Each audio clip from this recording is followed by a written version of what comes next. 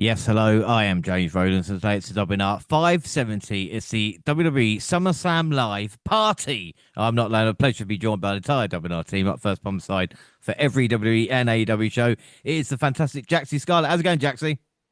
Yes, yes. Hello. Hi, everyone. I'm excited for this. Ready for a SummerSlam weekend.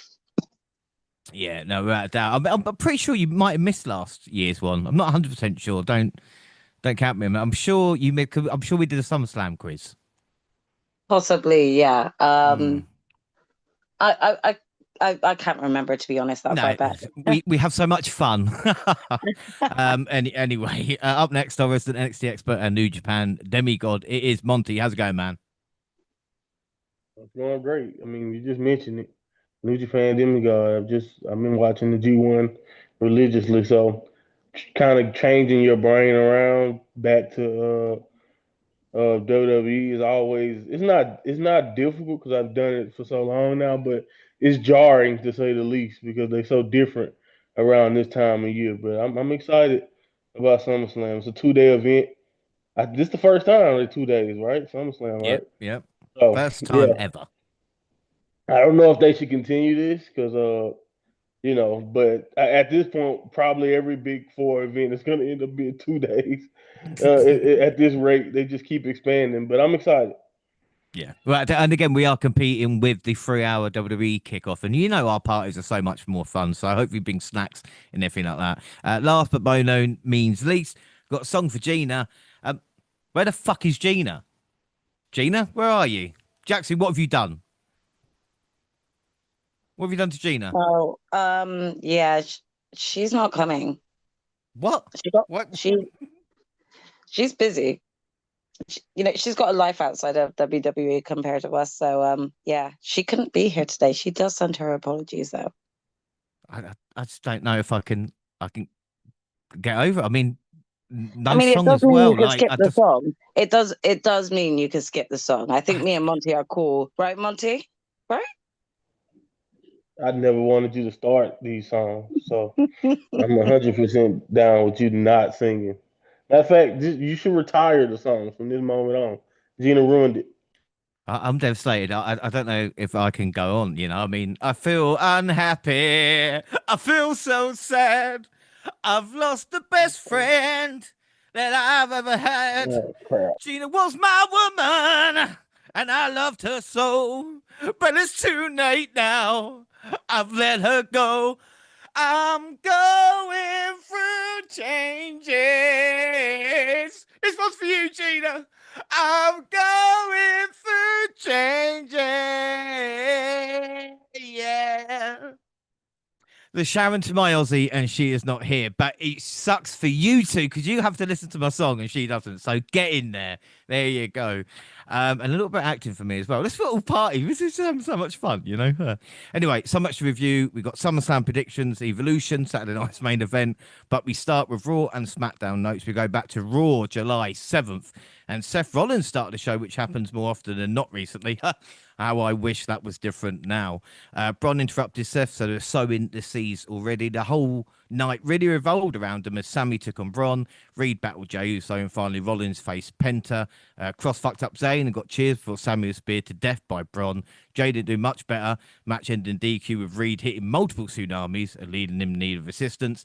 In the main event, Seth beat Penta in their first time ever meeting. And after the match, Heyman called for Break and Reed, only for LA Knight to come out of nowhere and deliver a blunt force trauma to Rollins, leaving the visually lying ahead of their match at Saturday night's main event.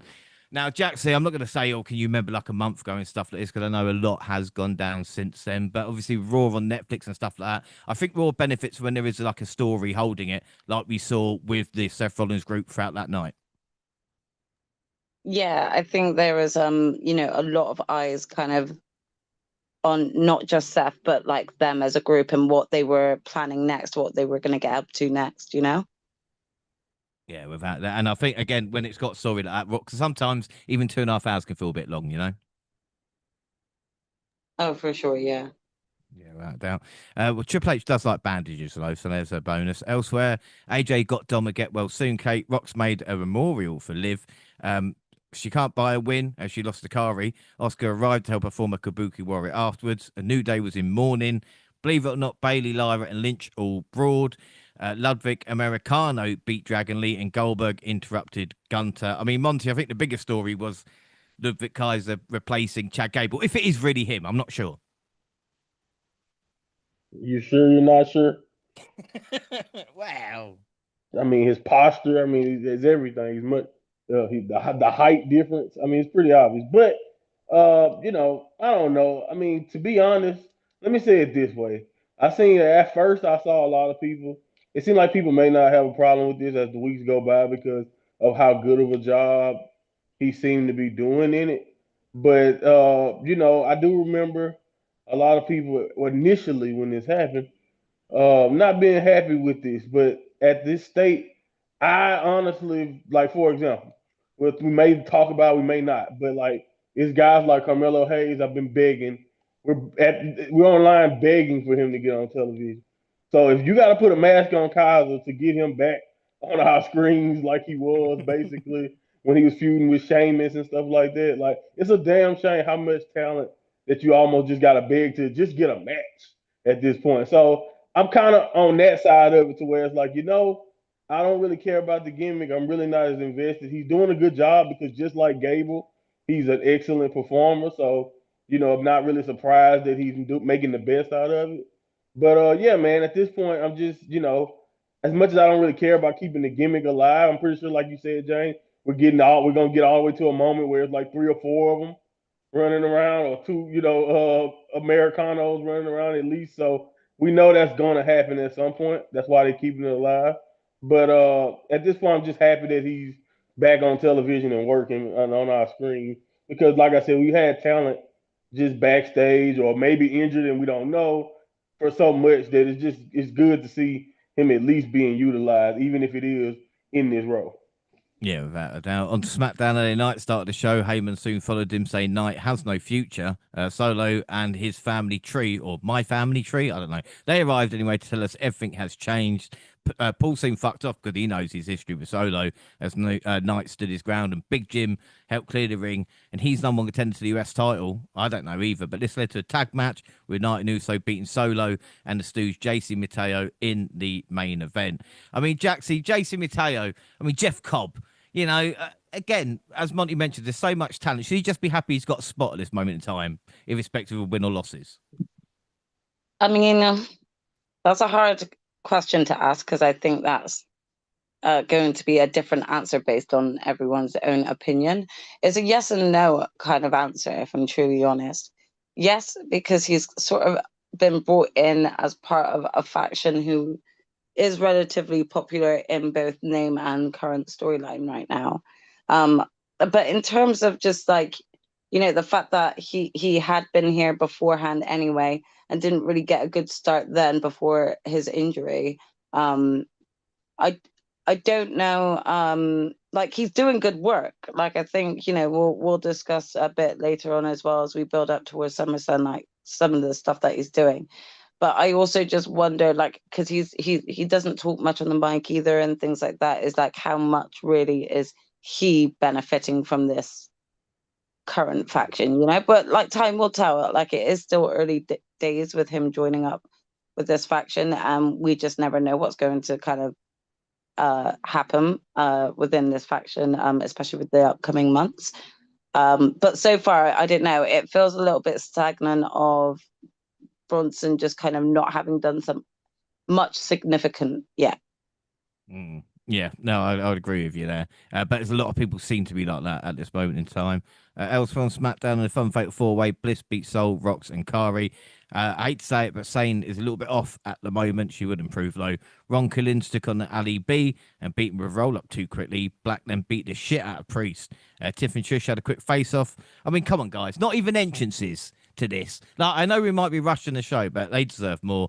Naomi interrupted, Cargill attacked, and we got the good and the bad. The good was the Wyatt Six winning the tag titles off the Profits. I already did this on the WNR Universe, And the bad, Jelly Roll had a concert. Logan interrupted, and to make matter worse, Drew McIntyre was forced to be involved with this thanks to Orton. He claymored Randy. I mean, just don't get chokeslammed by Jelly Roll, Monty. This is the thing. You and I have had discussions about this, and I hate the fact Jelly Roll's involved.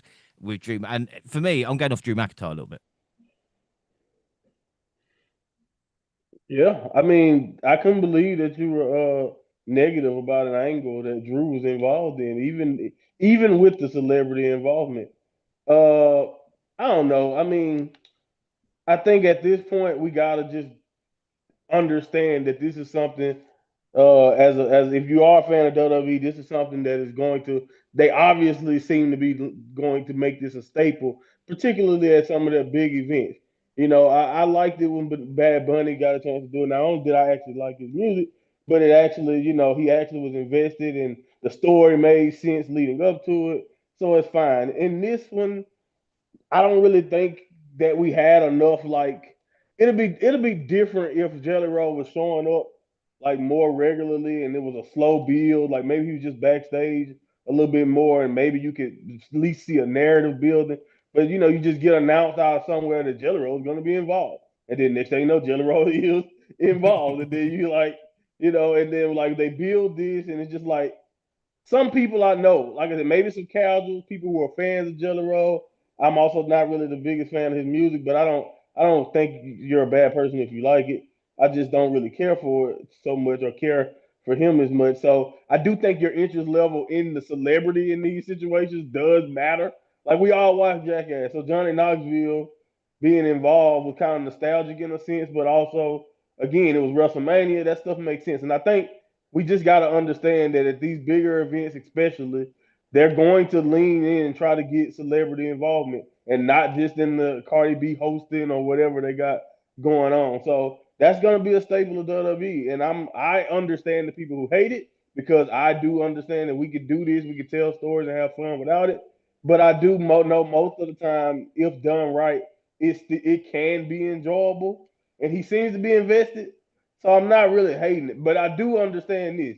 When it comes to Drew and coming back and this being one of the major things you're invested in, or like one of the things that you have going on in your storyline, I do kind of hate it in that case because, in my opinion, Drew should be towards the top heels in the company, possibly challenging I mean, hell, when he first came back in this promo, he kind of hinted at wanting Cody, or he did, you know, he did the thing with Cody, and he even mentioned fighting Cena. You know what I mean? So like that's what I think me and you, that's what we want a guy like Drew who's been doing so much good work, even with the stuff with Punk. You would think he goes up the card instead of Priest and then this. You know what I mean? It's Yeah. like, and that's the problem when it comes to Drew. Even though we know he's a professional and they do trust him, that's why they're giving this to him and a guy like Randy. But at the same time, it's like I really hope he get rewarded for doing this after this. Whether they, Yeah. I don't. We'll talk about the result when we get the predictions, but hopefully for Drew's sake, he gets an actual suitable reward or angle or something, title contention or something after this for being that reliable guy that they put in this situation. Yeah, right. That always reminds me of the quote I heard as well. And again, I want Drew McIntyre to be booked like John Wayne, and he's been booked like Nathan Lane at the moment. So I think that's Yeah. that's my issue. Anyway, Saturday night's main event, July 12th, we are in Atlanta. Joe Tess and Jesse Ventura on commentary. He says Goldberg needs to win quick. No fucking shit. We start with Randy Orton versus Drew McIntyre. Even I wasn't watching this live. The crowd must be real diehards, you know, the one that are just shit all over AEW all the time. Orton obviously beat Drew, seeing it was McIntyre's first match back since losing his last match. To make matters worse, Jelly Roll and Logan got involved, and the tag match has been made official for SummerSlam. I mean, if this doesn't lead to Drew kicking Logan's face off, I'm in trouble here as well. And Jaxie, I know you're not, you know, I go on about McIntyre, but you got to agree, it's a bit weird for Drew to come back to lose after his last match where he lost to Priest. Yeah, I mean, even I kind of wasn't expecting that, if I'm truly honest. So I don't really know what Drew did to piss off creative, or just in general what direction they're going with him at this point.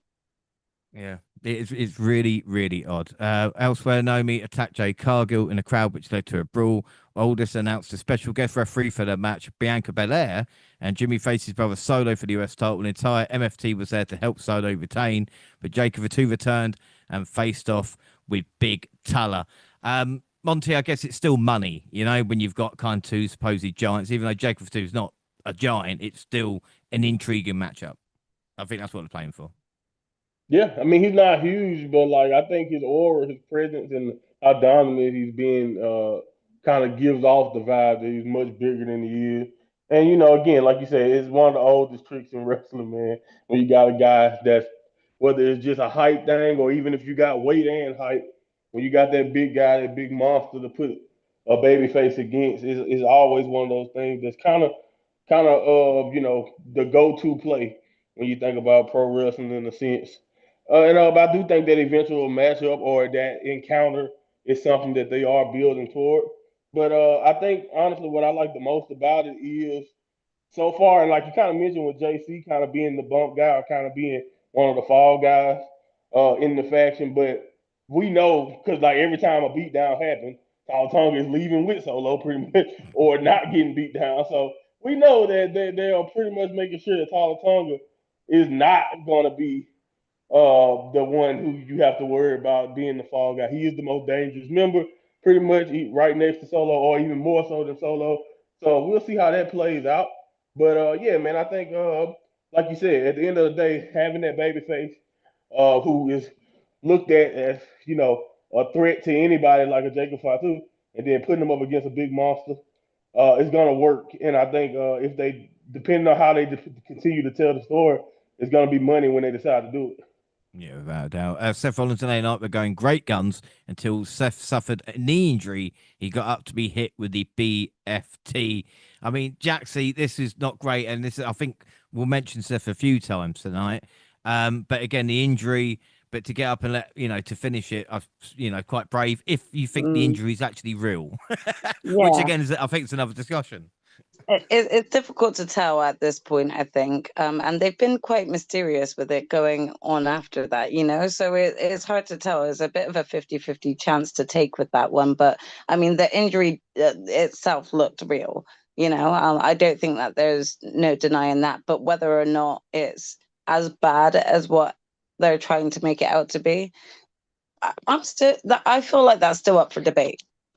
Mm. Yeah, it's an interesting one. I think it's going to be, again, we'll mention it in predictions as well when it comes to stuff because, he still holds that money in the bank briefcase, but it's very interesting. But again, if it is real, I'll talk about what setback because it did seem, Jackson, that this was going to be Seth's kind of not breakout year, but do you know what I mean? Being treated like a true main event at like the Roman Reigns level. Yeah, I get you. Mm. Main event WWE World Title Goldberg versus Gunther. Goldberg's last entrant featured Doug Dillinger, Ernest the Cat Miller, Josh Barnett, his son, and two looked like they were in Tony D's crew. So I weren't really sure, but anyway, this was better than the Pat match in my opinion. I mean, I've seen Bill do a whole lot worse, and they cut to an ad right after the match and came back for literally 30 seconds for cutting out whilst Goldberg gave his farewell speech. And Monty, what's hilarious about this is no one was happy in the end. The people who were pissed off about Goldberg getting the opportunity were annoyed, and Goldberg was annoyed anyway with all the shenanigans going on.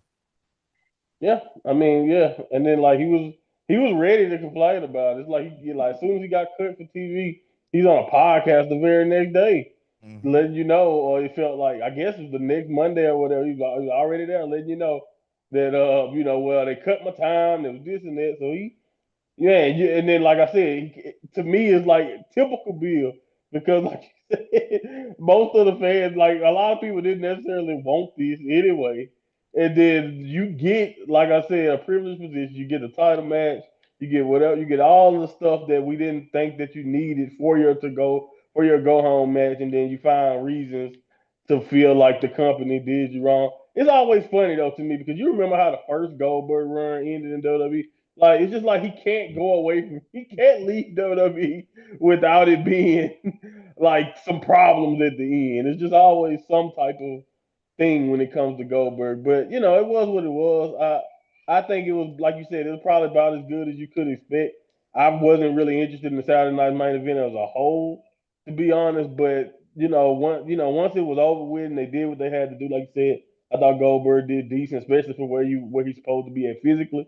So yeah, I mean it wasn't bad, but it was just like one of the situations where even as somebody who really liked Goldberg growing up, I was just like, oh well, good. You had a great run, but I still didn't necessarily need this. But then, yeah, having his time cut, I see why he's annoyed, but at the same time, you know, I wouldn't send that for no Goldberg speech anyway. No. Well, the old expression "beggars can't be choosers," you know. So I guess Yeah, Goldberg is, exactly.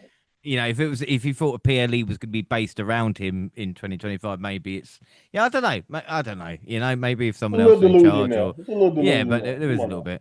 bit. But the event that we do care about was July 13th, Evolution. Now, quick question, because Jackson, you missed the quiz, obviously last year. Do we know the date of the first Evolution? Do you know it off the top of your head? Oh God. Because I will never forget. It was October. It was October. I think it was the end of October, maybe the 28th. Yeah, it was the 28th of October. Oh Yeah. yes. Yeah. Yeah. Do you know the year? Go on. Fuck. Um, You don't have to. maybe 2010, 2011. No, 2018. Wow, you're well out 2018. there. Oh Right. I wow, I can't believe was you got October 28th, but you did. You okay. got like 8 years out. All Fucking right, hell. whatever. I tried, No, to be fair, you whatever. remember that because, of course, it's my birthday as well, which is it's probably saved Of on your course, calendar, isn't it? of Yeah. course, that was why I knew. Yeah. Yeah. All right. Anyway, we get to kick off Cole, Biggie with Wade and Jackie Redmond. I mean, seriously, couldn't we find a former women's champion to be in the panel instead of Wade, or even two to replace Big E? And while They we were have all it, why sitting don't in the you, crowd. yeah, why don't we have Jackie do it? You know, it's bad enough that we've only got one woman here to review Evolution with us. We're doing what they've done basically, but again, it just didn't make any sense. And again, I know it's not going to happen, but like Beth Phoenix on commentary or something like that. You know, it's I don't know. Anyway, I'm being crazy. Kath Kelly's backstage as well as Megan Moran. They kept mentioning Rhea has never beaten Io. Rhea was interviewed, and guess what they talked about? We got a montage of women, including Stephanie McMahon. I mean, really? Do we? Even in like the kind of moments of looking back, we still have to mention Stephanie. We got highlights from a triple Legend. threat at. Do you know what I mean? Highlights from Triple Threat Mania. We got a weird look at Evolution 2018. Tori Wilson did join the panel for a minute. We got historical flashback. I mean, what is this? TNA Plus? You're putting in fucking old matches or something like this. Trish interviewed. Shawn Michaels joined the panel. He speaks about the D1 athletes. Yeah. I must have missed a bit when Michelle McCool and Nikki Bella started the women's revolution. I don't know about you guys, but maybe I just didn't get the email that day. They did do This Total one. Divas. Well, I don't know, but that's what exactly. It's just apparently they're the women that kind of changed the industry, and I just thought it's No paid. No Natalia. No, uh, like, oh yeah, let's just go. Let's just skip over a chunk of women, but then let's go back to this one particular one that was in a uh, whole different era. It's just so weird how they do that, but Yeah, whatever. like two of the women from the Divas era is the start of the. Okay, yeah. yeah, I don't know. No comment. I tell you what was a pleasure though, and it was Jackie or Jacqueline, as we should say, joining the panel, and she looked great. She was the best bit of the panel, and she should have been in it the whole time. You know, it was as simple as that. We did get a nice thing on female referees, Jess Carr and Daphne LaShawn. We got Pete Roberts and a couple of technical difficulties. And then we're on to the main show, and the PLE open with video package accompanied by a Katy Perry song, followed by Joe Test and Stephanie McMahon talking about the show. You can see the seats tarped off, but it's fine. And also saw an hilarious clip of Joe Test having a go at a producer before he started the show or something like this. It was really, really fun. Anyway, the first match of the night saw Lynch defend the Women's Intercontinental Championship against Lyra Valkyria and Bayley. The crowd gave him a standing ovation for the action even started. Bayley took Lyra down before she and Lynch started trading offense. They immediately turned to a fast-paced match and never slowed down. Crowd chanting, "This is awesome," a couple of times. Looked like Bayley might win before Lynch rolled her over into a backslide to get the win and retain her titles. To Jaxie, start off this. What were your thoughts on this matchup? And like Lynch has talked about, how slick was that finish as well? Yeah, I thought it was okay actually. I think this one at this match in particular was better than their previous one for me. I thought it was more engaging, and yeah, I agree. I think the ending was a lot more smooth. I didn't think this was bad to open up the show. Yeah, I don't think it's bad. You know, I think Mm. Monty, this feud has been fun for the three of them. You know, and it shows you that the crowd were invested with the reaction as well. Yeah, I mean it's one of the strongest I mean, it was a candidate to possibly be last if you really wanted to be honest with the build and just how good basically every match that they've. I mean, every one-on-one match Bailey and Lyra has been great, still pretty good. And then Becky and Lyra's feud, we already know how that's kind of just only improved. So yeah, I thought this was a good little cap off, or not really a cap off, but a good little next chapter and a great place to do it, a great way to start the show because they're all three just very great wrestlers, and the chemistry is there. And again, the finish was not only slick, but it was like one of those finishes where it's like you kind of give, even if it's a heel, you gotta be like, damn, that was sweet, you know. And I think that's like the the coolest way to kind of do one of those flash pins that you don't feel like anybody got lucky, you know, even though. Yeah. You know what I'm saying? It's just one of those things where it was like it's a roll up, but it's not one of those I grabbed the tights or any of those things. It's just a really really cool wrestling move where you win, and it's like you really don't really get that finish all the time, but it shows how they kind of at the time view all three of them as worthy for this spot because a finish like that just show you that Becky had to pull something out to come out of this on top. Yeah, I mean, it's a great way to start the show. It started fast and didn't slow down. Jackson, what would you give this out of 5 then? Starts off. I'll give this a 4.25. It was a good match. Monty? Yeah, I think 4.25 is good. Yeah, I'm going to give it a 4.25 as well. Predictions? Well, Jaxie, you know you want it all in, right? Yep. And yep. And also you want a Great American Bash as well, the last NXT show. Oh, did I? Woo! Yes, yeah. So would you get a clean sweep? That is the question we're going to ask ourselves. Yeah, that is the question. And it means as well the bonus league at the moment. Gina's on 10. Jaxie, you join me on 14. And Monty is on 17 ahead. WWE, I'm on 2. Gina on 4. Jaxie on 5. Monty on 6. And, well, we don't really care about AEW right now, do we? Predictions, we went Lynch all on 1. Vicky Guerrero got a monster pop. Always great to see that. I love Vicky Guerrero. NXT Championship, Jacy Jane versus Jordan Grace with Blake Monroe accompanying Grace to the ring. And of course, let's not forget Jane had Fallon Henderman and Jasmine Nix with her. Juggernaut hit a big right hand and suplex Jane out of the ring so she could hit a suicide dive to get the match started with a lot of energy. I mean, Jane didn't necessarily cheat, but she used some dirty tactics to gain the upper hand and slow the pace down to her liking. Henny and Nix were taken out by Monroe when they tried to help Jane cheat, but then she ended up getting hit with Grace with a belt to turn on her and give Jane the assist she needed to win. Monty, what are your thoughts? Because again, we talk about NXT update, and that's a bit weird that this match is kind of outside the bubble at the moment. Yeah, but I thought they did well, man. They kept the energy of the show going. You know, that's one of those things that when, like you said, you take a chance, you put NXT, you represent NXT, and like I said, watching the match live and seeing Jacy Jane really pull out some of the best wrestling I've seen her in her career. It might be her best match so far ever. You know, at least one on one, and I thought she did well, really leading all the way up until we got to that finish. And yeah, man, I thought this was good. You know, really good match. I do think for me the finish kind of took away from it, mostly because I seen it coming once. This is the one time, and James, you know I fucking hate, you know I don't watch the pre-show, but the one time I see a pre-show clip, and then that clip of the pre of them doing that in the pre-show, literally to me was like, ah, crap, I know what's gonna happen. It's like Yeah. just for me, and not because I did not because it wasn't because of the fact that she was there, because her being there would have made sense anyway. It's the fact they aired and showed us Jordan asking her to be there. And I was like, yep, it's over with. You know, because like that's just the way I seen it. And like especially when we know what kind of like Mariah and how, or in this case Blake, what she kind of excels at. I kind of saw it coming, but they did a really good job of still giving Jordan. Like again, I thought a couple times Jordan still probably could have won this, but they saved it up for the end. And I think my biggest takeaway is the show started off hot with a really good wrestling match, and I don't think the NXT girls was much of a drop off. I thought they did a good job of keeping it going. You could tell the crowd was still into it, and the crowd knew what was going on. That's always a nice thing to notice. So yeah, man, I thought actually this was really good. You know, maybe my expectations was lower for a Jacy Jane match coming into it, but I think coming away from it, I was genuinely impressed by her. And you know, maybe that's Jordan, but either way it go, they did great. Yeah. To be fair, Jaxie, me and Monty have watched Jane for about 5 years, and this was one of her better performances, you know. So, so again, it's a bit hit and miss. This could have maybe been worse. Yeah.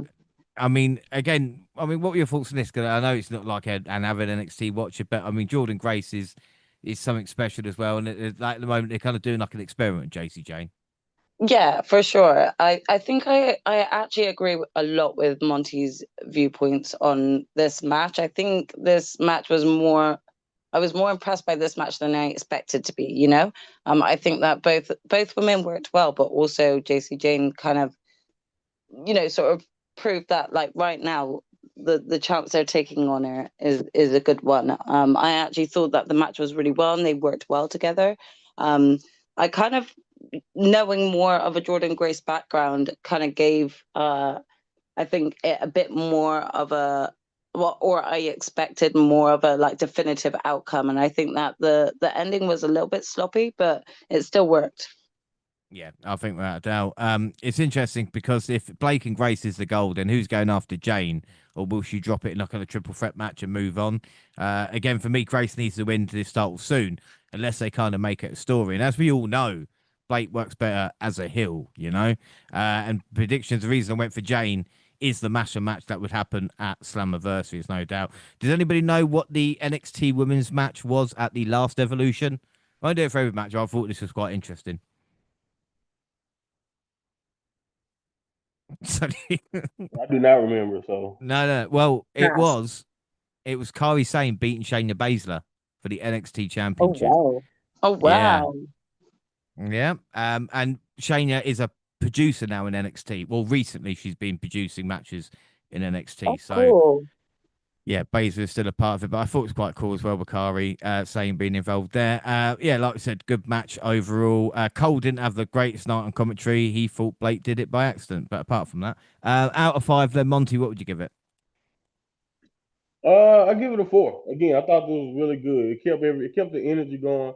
And yeah, Michael Cole did kill the energy of the like. I feel like if you didn't know what was going on, you don't know much about Blake, that might have confused the hell out of you.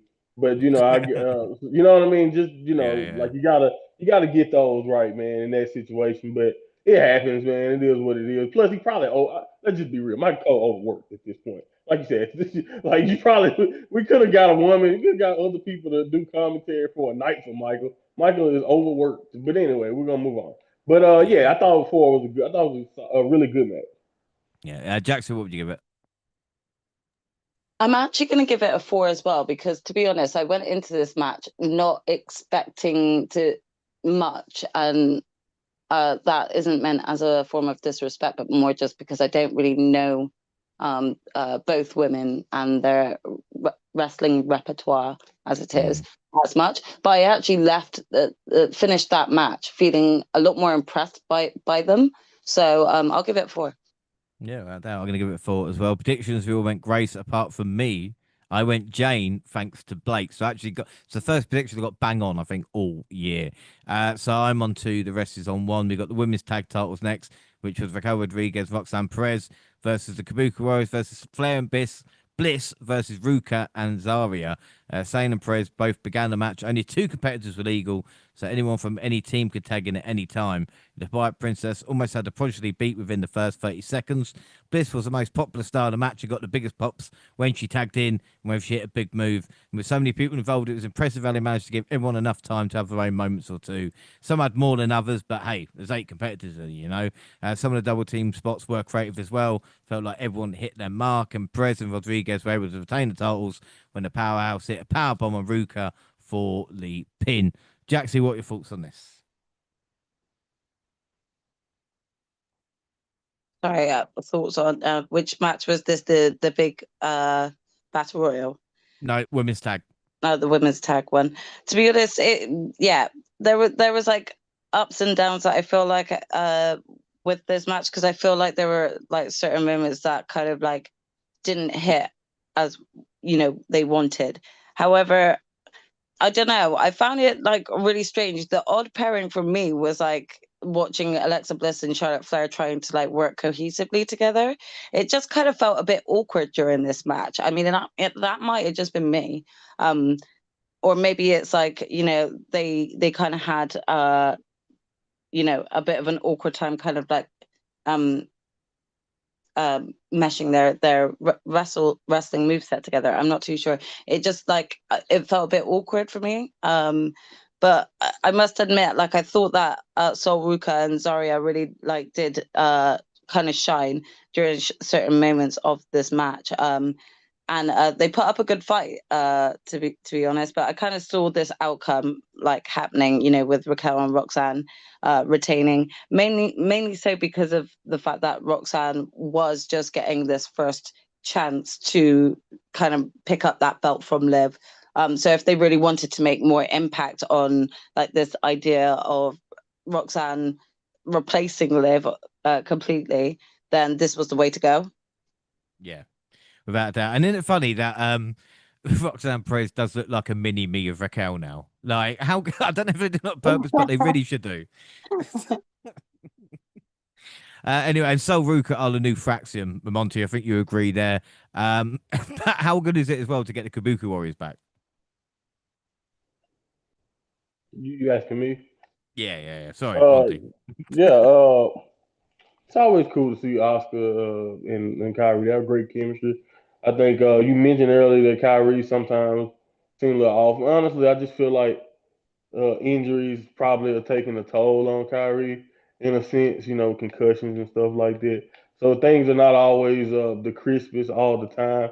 But when she's with Oscar, she's almost like a completely different animal. Like they just have like she have fun and they have that tandem offense together. But I thought everybody did pretty good in this one. Even the dramatic angle with Charlotte and the spear spot. Like that was my favorite spot in the match was having Charlotte and Alexa kind of do like the whole save me routine, and then you have Zarya running through Sol Ruka. I thought that was a really smart spot, especially if you know Sol Ruka and Zarya like relationship and how it's always kind of those it's not awkward, but they kind of got one situation where you kind of they've been so close that you almost waiting on the hammer to fall on it, and I think that kind of played into that, but it also played into this whole we're not friends thing they're doing with Charlotte and Alexa, which if trying to show them embrace each other. But I think that too people have been saying, and I don't know if anybody noticed this, but pretty much ever since Kevin Nash came out and said Raquel don't fight big enough, Raquel has been like on a bleeping tear in every match, wrestling like this completely different, more aggressive style, showcasing her strength. And I think that's what kind of not blew me away, but that's what kind of won this match for Roxanne and Raquel is when she kind of went on that tear towards the end and just put the match away. It's like she decided, nope, it's time to win, and then they win and won. That's kind of like what happened at the end there. So I thought they did a really good job. Everybody in this match had their moments. They did a good job of giving everybody time, and they still told a story. And I think, to be honest, the tag division is so dead right now. I'm not a big fan. That's probably why I went with Shawn and Alexa. I'm not a big fan of waiting around for Liv to get healthy for some angle to finally take place with the women's tag belts. That's kind of like what my logic is. Mm. But other than waiting on Liv Morgan, the only other tag team angle you even remotely have is this odd pairing or whatever you want to call it with Charlotte and Alexa. And WWE love an odd pairing tag team. That's just how history shows that that's what they love to do. So it's going to happen. It's just all about when.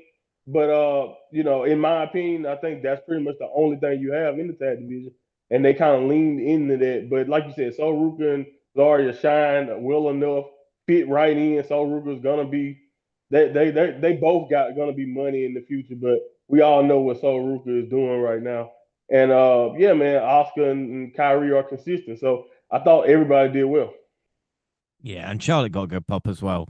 We should credit her Yeah, there. they were begging for her to get in the ring. Think about that. Yeah, Like they were just booing her out of the arena a few months ago, and they were begging for Charlotte to get in the ring. That's pretty cool. interesting. So out of 5, then, Jaxie, what would you give it? I'll give this a 4.25. Monty? Yeah, I'll give it a 4. Yeah, I'm going to give it 4.25 as well. Predictions: we went Judgment Day apart from Monty, so it means I'm on 3, Jaxie and Gina on 2, Monty's on 1. And the WWE Women's title was on the line when Trish Stratus challenged Tiffany Stratton in the next match. The one-time tag team partners came in this with a lot of mutual respect. Tiffany had the size and power advantage, so she was able to back Stratus to the corner with ease.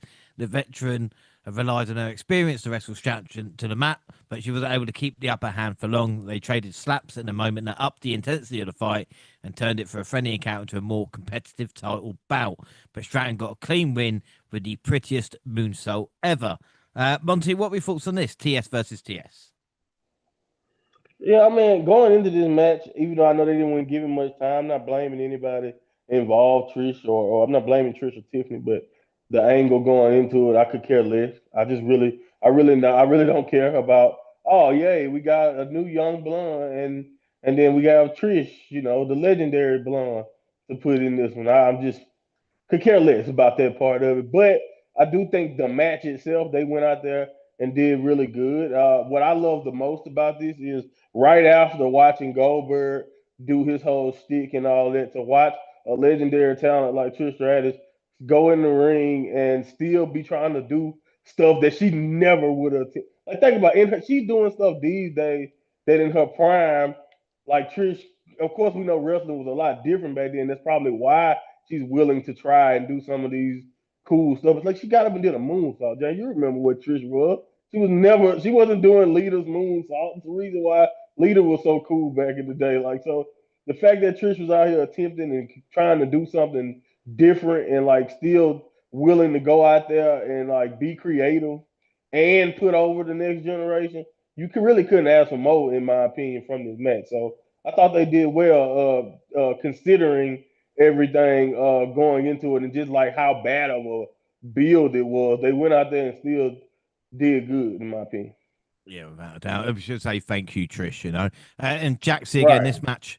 this match had to happen, didn't it, really, between Trish and Tiffany? What I will ask as well for you, because I can't believe it, is Tiffany's run, I think, has exceeded all expectations. I mean, she's still a baby face as well, considering the kind of way she's look at, you know what I mean, and how successful she's been. So I think this match worked out well for that and just showed how good Stratton has been at this moment in time. Yeah, I mean, like, I think that Monty hit all great points again. I don't really have much more to add than what was already said. But again, just going back to sort of what Trish is doing, when she does come back, it makes an impact on the younger generation and where we've come from. And I think like events like this is where like matches like this sort of setup works really well, because we're really seeing what a legend like Trish can bring to the ring. And as Monty just rightly pointed out, back in the day, she wasn't doing like that sort of moveset. And to see, how well she can still come back and actually pull off like a great match that had the crowd like still engaged with it and everything like that. I was just deeply impressed by both women and what they put on. I really enjoyed it, and it was really feel good, even with Trish picking up the loss. I thought she just did really well, and she really did not kind of feel like a loser coming out of this match to me. So Yeah, and she got a nice ovation afterwards, didn't she? she So that was did. It nice. was really lovely to see, actually. Yeah, and Wade said a great thing. Only thing that these two have got in common is that they are blonde, So again, he's just trying to point out the differences because again, Trish doesn't wrestle like Tiffany Stratton, even like I Exactly. said Yeah. back in the day. And that. So scores then, Monty. What would you give it? I give it a 4. And Jaxie? Yeah, this gets a 4 from me. Yeah, he gets a 4 for me as well. Predictions, all Tiff. So I'm on 4, Gina Jackson 3, Monty's on 2. We've got no holds barred next. Jade Cargill versus Naomi. Bianca Belair served as a special guest referee. Naomi tried to attack Cargill in the aisle, but it didn't go as planned, and she ended up being thrown from one barricade to the other. Once he got close to the ring, the Glow used the steel steps to inflict some damage. It didn't take long for them to start finding weapons under the ring to use on each other. Naomi even kicked a storm into TV monitor, and it creates some sparks and smoke. They set up a table, and Cargill hooked Jaded for the middle rope to put Naomi through it and get the win. Jaxie, what are your thoughts on this?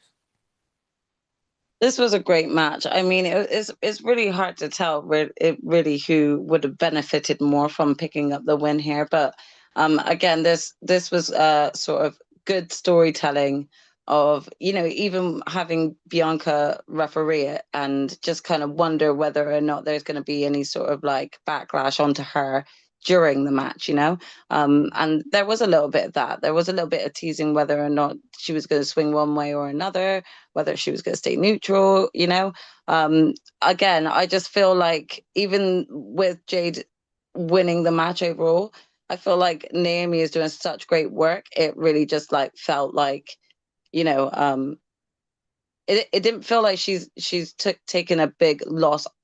Preferably, I would have liked for her to have picked up a win here. However, we'll discuss more of my thoughts on this whole situation more in a little bit.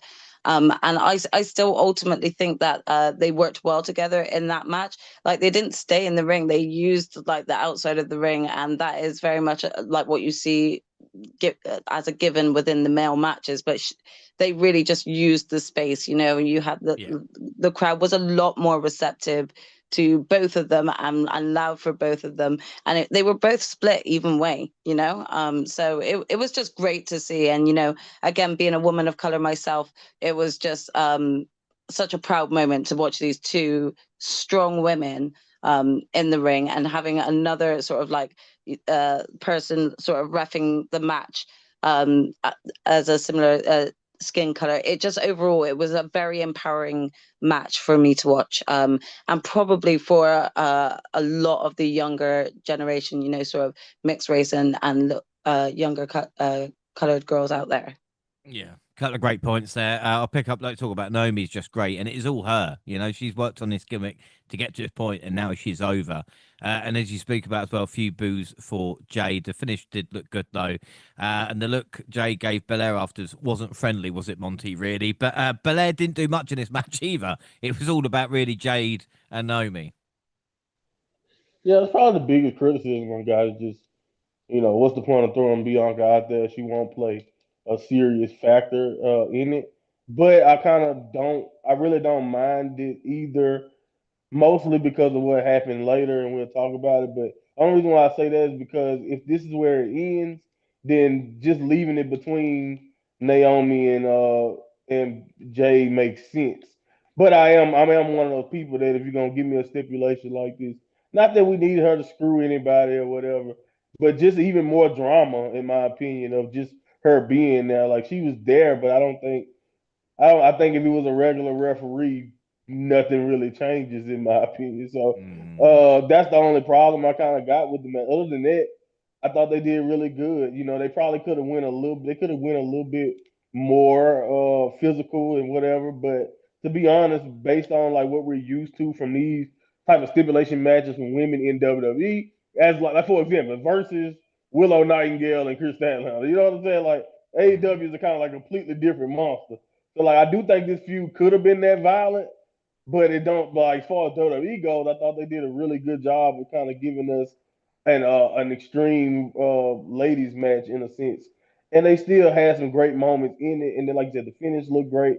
So yeah, I thought it was pretty cool. This close to SummerSlam too, for her winning King of the Ring. I thought everything made the most sense, even with all the work Naomi was doing. And yeah, man, this is a highlight in my opinion, just because I feel like it caps off a feud that has done wonders for Naomi as far as a character goes, and even where we're looking at where Jade is at now, I can't say it did bad for her either, So Yeah.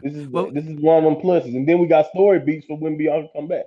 exactly, but we haven't had the kind of feud like this since maybe like Cameron Grimes of LA Knight. It's like, do you know what I mean? When a Right. feud has actually helped two wrestlers get to that next level, and this is what it has done. This is what Exactly. yeah, especially when you think about, they wrestled it in WrestleMania, singles match without a championship. They've done it again at Evolution without a title match. How many other feuds have got onto Exactly. PLEs this year? Anyway, Jaxie, Jaxie, what would you give us that 5? I'm gonna give this one a 4. Give it a 4. Monty? Yeah, I give it 4.25. Yeah, I gave it 4.25 as well. Predictions. Well, James and Monty went Jade. The girls went Naomi. Jaxie, what were you thinking? Do you just get too cocky here? I think I put, all my eggs in one basket, and just given the level of work, I had sort of like wondered whether or not this would be like continued on through any interference of potential, Bianca involvement. A little bit like what Monty said before. So I think that was where my mind frame was going into this match. I suppose you're right in a way. Naomi did get a win, but we'll get on to that. So it means I'm on 5, the rest are on 3 as a women's battle royal. The match included women from Raw, SmackDown, and NXT. Tatum Paxley was the first woman eliminated by Nia Jax in about 30 seconds. She was followed by Izzy Dame. We saw some nice spots and eliminations. The final 3 competitors were Jax, Stephanie Vaquer, and Lash Legend. Jax was taken out by the other 2, and eventually Legend was eliminated to give Stephanie Vaquer the win. The final couple of minutes, probably the best part. It's a battle royal, It was decent enough, I suppose. Monty, what were your thoughts on this? Yeah, I don't want to be harsh. This is probably the worst thing that they did, but it wasn't bad. Or like it's a battle royal. My biggest problem is that we had all these legends that they showed in the front row, and I know maybe all of them wouldn't be like probably ready to wrestle, but it was plenty of women who also talked about it before the show and after the show that they weren't even contacted in Evolution until like days before, and they never really got contacted about a match, and so I just kind of hated that. The one thing I liked about the first Evolution's Battle Royal is that we had so many stars of the future mixed in with women of the past, and I think that's kind of like my biggest thing. They kind of hyped it up too going into it like we were going to get some surprises. And like I said, some of the best surprises was just in the crowd. I mean, it was cool to see. I do think, though, my alternate opinion to that is it was dope to see how much NXT kind of made up this battle royal because we talk about James how prominent the women's division is and how many women we basically have coming and going and possibly who know the future is all throughout NXT and if you look at the direction we're going in, the future is the women's division. We just that deep. We got that much going on. So it was pretty cool to see that representation there. But I did not. Again, I still would have liked to see a couple of more legends faces, not just in the crowd, but possibly doing something. Possibly, possibly giving us a surprise entrance because I think that always makes a good battle royal better. But other than that, I don't have a problem with anything that really went on. I mean, Stephanie winning, of course, I thought was like one of those no-brainer type of deals. And I do love Lash Legend making it to the end though, because that's another one that I see being a superstar if they play their cards right. And at least that showed me that they view her in the future as being a bright star too. So I thought they did everything well. I didn't have a problem with the match per se. But like I said, my biggest takeaway was we could have had more surprises and that could have made this even better. But they did well. Yeah, I agree with that. Kalani had the Kofi Kingston spot, and like you said, Stephanie's money. The full list was Ivy Nile, Stephanie Vaquer, Zelina Vega Jr., Jada Parker, Nikki Bella, Chelsea Green, Nia Jax, Maxine Dupree, Natalia, Lola Vice, Michin, B-Fab, Candice LeRae, Tatum Baxley, Piper Niven, Alba Kalani Jordan, Izzy Dame, and Lash Legend. But no, there was no AJ Lee. And Jaxie, we talk about Stephanie Vaquer not even being in WWE a year yet, and being very impressive winning this match. But she is the only one out of the other 3 NXT call-ups that hasn't tasted gold on the main roster yet, which makes you think, fucking hell, the call-ups this year actually worked. Yeah, I mean, we're definitely seeing like a shift, aren't we? I have to agree again with a lot of what Monty said. I think I was slightly disappointed with this battle royal as a whole when you look at sort of like how many legends were like sort of shown around the ring, but not in it. And again, that's not to actually say maybe none of them felt like they were, in enough in-ring shape to be able to get in there, and absolutely fair play if that is the case. But I guess like even just a few more surprises would have been would have heightened or left a better sort of like overall experience of the whole battle royal for the second ever evolution, That being said, I do think that at one point when it got to the final 4, I was like, yeah, Triple H loves his NXT girls. However, I'm not even mad at it because I do really love Lash Legend as well, and I think that she did excellently and was like, featured really well during the battle royal. That there was some awkward moments, the specific one being everything to do with Natalia trying to do the worm as well. But just all of it was that whole section just, for me, I could have done without. But overall, I do find Natalia quite an awkward wrestler to watch, if that makes sense. I'm not saying she's a bad wrestler. I'm just saying she's an awkward one. Overall, though, again, I agree with Monty. I have no issue with Stephanie picking up the win here. As you also rightly pointed out, the call-ups so far have been working well. And I think, out of the final four that were there, I felt like this was the right call. Stephanie is on an absolute tear at the moment, and she's really hyped. She's really popular. I have a crush on her. If you don't, then you're stupid. She's brilliant. So I'm excited to see what she can do at Clash of Paris. Yeah, and Steph, congratulated Steph as well. So Stupid out or of 5, blind. what would you score this Monty out of 5? 3 3/4. 3 3/4. Jaxie? I gave this a 4.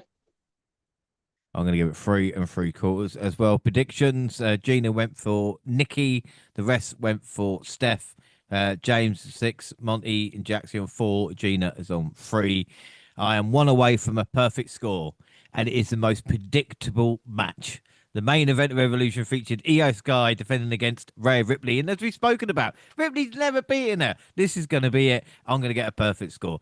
They started slow and paced themselves with some simple exchanges. They were playing some mind games and sizing each other up. But they also took a moment to show each other respect before they started throwing strikes. The referee was taken out at one point, so Sky and Ripley fought into the crowd with Mo to count them out. Sky climbed up on some production crates and hit a huge crossbody that left both women damaged.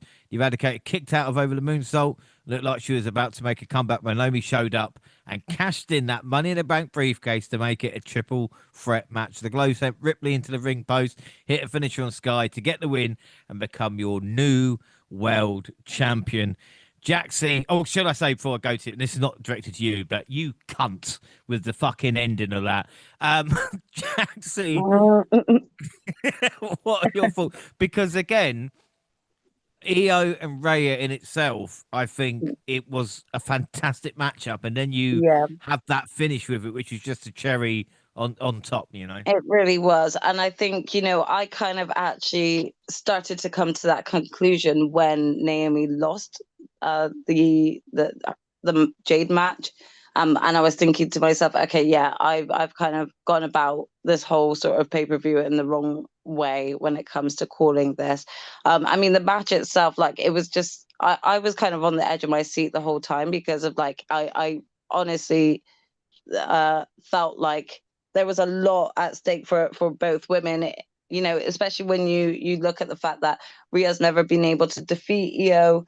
And for Io to retain that, like, not only the title but like that little bit of a one up on Rhea Ripley compared to the myriad of women that Rhea has beaten, that's a pretty big feat to be known as like one of the only women to have continuously been undefeated by her. So yeah, but I think they executed the cash in extremely well. This was yet again another for me, this was a feel-good moment, but very reminiscent of the Seth Rollins cash-in, where, like, you've never been so excited. And not because in that instance, it's not the same because I love both women. I love Rhea Ripley and I love Io, but I thought this was the perfect way to leave it as Rhea still has not, overcome that feat of beating Io. But Io also didn't, like, lose the title in an unconventional way where it weakens her. Like, I think all three women are so popular right now and so up there that this was the best way to end Evolution, and I think this is the match that they got right. Yeah, without doubt. But again, I don't know. I mean, Monty, what do you think? Do you know if the plans were maybe changed after the Rollins injury? Because again, I thought it was obvious Naomi's going to wait for Jade, but again, they swerved us all, and I got to appreciate it. I don't know. I mean, you can make that case. I'm not saying they planned this ahead of time. I just think that after a while, maybe the Jade thing it's just like what you just said, and we can talk about it when we talk about a little bit of WWE Unreal. they was mentioning, and depending on how much of that you want to take seriously, they mentioned in a couple of those pitch meetings that they showed on how like you would get an outcome that everybody can see coming, and then there's somebody that come up with a different outcome that's just a little bit more left fieldish, and that might have been what kind of happened here. Like I think all of us saw her waiting on Jay to win it, and then let's have Naomi come in and continue what they got going, and that. But like you said, coming in and doing this wasn't even something that really crossed a lot of people's mind at all. They did an excellent job. If you really think about it, she never ever teased once that she was gonna even think about Io and Rhea. And I think that's what makes this so genius to me. And because similarly to the Seth Rollins thing, if you remember around that time, Seth Rollins was like, I think he was in a feud with Randy Orton, and he was like, he still had the briefcase, but he didn't at one time he never really seemed to just. He probably had a couple fake teases, but I don't remember him being worried about what Roman had going on. And just to Mm. kind of come out of nowhere and then do it that way was so expertly done. I think that's kind of like what they did with Naomi here. But to be honest, man, it's just one of those situations where I don't know who came up with the idea, but whoever came up with the idea, it's one of the times we just gotta be like kudos because again, everything about the Jade cash in is what we would expect. This was not what anybody was expecting. And you know what I'm saying? Like Mm. they did a really good job. And I think I kind of noticed this is when I realized after the jumping in the crowd and the ref bump and just how long they kept that going. Uh After like that great false finish that they kind of had with the moonsault, it was really one of those situations where I was like, oh wow, we still going. Because that's another thing. This match went like 25 minutes, so Yep. we don't get those length of matches for women usually. But they got it that night, and Rio and I mean not Rio, but yeah, Rio We got a tag or team Rio name and now. Rio, yeah, exactly. In Rio, but yeah, Io and Rhea just they have the perfect chemistry. I don't think they can ever really do wrong when they're in there, especially in this situation. And like but when I realized, okay, they're gonna do something else here. I wasn't thinking about Naomi even then. I was thinking maybe, I don't know, but I wasn't even considering it then. But I just knew something like, man, we got this going a lot. So when Naomi music hit and the shock value run in, and you realize, oh wow, this is the perfect opportunity to do this. It just was like one of those things that's expertly done. I'm not sure which, like you said, maybe self injury does play more of a factor in this than you would expect, but I really don't know. I really just think this end up being one of those things that is like a kind of a perfect checkmate. Now, I do think it is something to consider because if you look at where that leaves SmackDown, as far as like heels go, incredible heels, it's like, oh, like they literally have like they literally don't really have one at the women in the women's division after that move. And Naomi had did so much work at being that great that top heel next to like maybe Anaya. So again, so it's one of those interesting things, but I really don't mind it. Like it ended up being like one of the best moments that they've ever done. Like you see somebody who worked so hard, craft a character, do something original, and then get over, and then also have that moment. Like you saw, I saw a lot of people who probably was mad that they favored didn't win, but it was most of the reactions I saw still overly were happy that Naomi was able to get that moment. And then like Jackson just said, perfect way for us to put off that real victory because it's probably going to happen. But if it's going to happen, they probably won't want to do it at a place like Mania, and probably in a one-on-one setting is what I assume. But we'll see when we get there. But like I do think that was a great way to kind of keep that going and not have to have that moment right here at Evolution. But and then they still found a way to kind of give us a satisfying history making type of moment, and that's kind of Yeah. hard to do when you really think about it. So I just think they really knocked it out of the park, and I don't really know how. I don't know how they got there, but or whatever they did to get there, it ended up working out perfectly, in my opinion. Yeah, without a doubt. Right. So before I wax lyrical about, of course, the main event, just say Rhea Ripley did defend the NXT UK title at the first Evolution. All right. And you might not know who she faced, but that woman she faced was Tony Storm. Tony Storm, So, yeah. so, like I said, what a weekend for the women to come full circle. For Io, she's just so cool. She's truly one of the greatest wrestlers in the world. Everything is done perfectly, and I never ever see her calling spots. You know, She's the best. She got not once. one of the strongest case to be like literally the best wrestler in the world. Like I seriously, want her. Literally, I want her versus Takeshita. Like that's what I want. right. And she could do it. If Yeah. she could do it, why? And she would go in there and kill it with him. I promise. Like that's like she's insane. She can wrestle any style against anybody. I don't care. You put her in AEW, she'll be on top. You put her in Japan, you put it wherever you want to put her. EO would be on top. That's how good she is. She's insane. She really is. And Ripley is one of the biggest stars, if not the biggest, still. And she's fantastic in ring. You know, I think that's forgotten about with the Rhea Ripley character is how good she actually is in ring as well as everything else she brings to the table. This was excellence all round. They were true equals. And Jaxie, like you said, and Monty pointed out as well, but to have Naomi finishing the show with blood, sweat, tears, and the championship is such a moment for her because she's worked so hard to get it, you know? Yeah, exactly. She's worked so hard and she deserves it. I think a lot of people can see that, especially with the recent months and the character build and everything she's done so far. But again, it's just a strong standing moment for young Black girls all around the world to see that moment, to see how excited the WWE universe, the world got at her entrance, her coming down, her cashing in, her succeeding. This was just such a statement, and it left the rest of the pay-per-view on such a high and a feel-good moment. Yeah, it really did. What would you give this out of 5? I'm gonna give this a 5 just because of that very ending. Yeah. Monty? The match itself was already going pacing for 5, and I think even with a not a definite winner out of the two, you still get a 5, like you said, with the finish because we still got a beautiful ending to the match, even if it wasn't like EO or Rhea standing tall in the end. So yeah, man, they found a way to give you a 5-star match despite everything, in my opinion. Even if you don't like interferences, I don't see how you can come away from that not entertained to the maximum effect because it had everything you want in the match. Yeah, without doubt.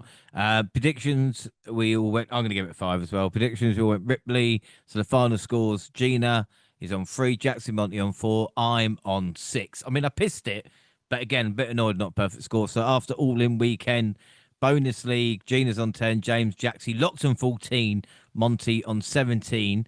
And for the WWE, I'm on 3 now, Gina on 4, Jaxie on 5, Monty on 6. But let's not forget SummerSlam. We're going to give 2 pay-per-view points for each night as well. So that gap could close at any point. Overall, I think we all agree the match of the night was the main event.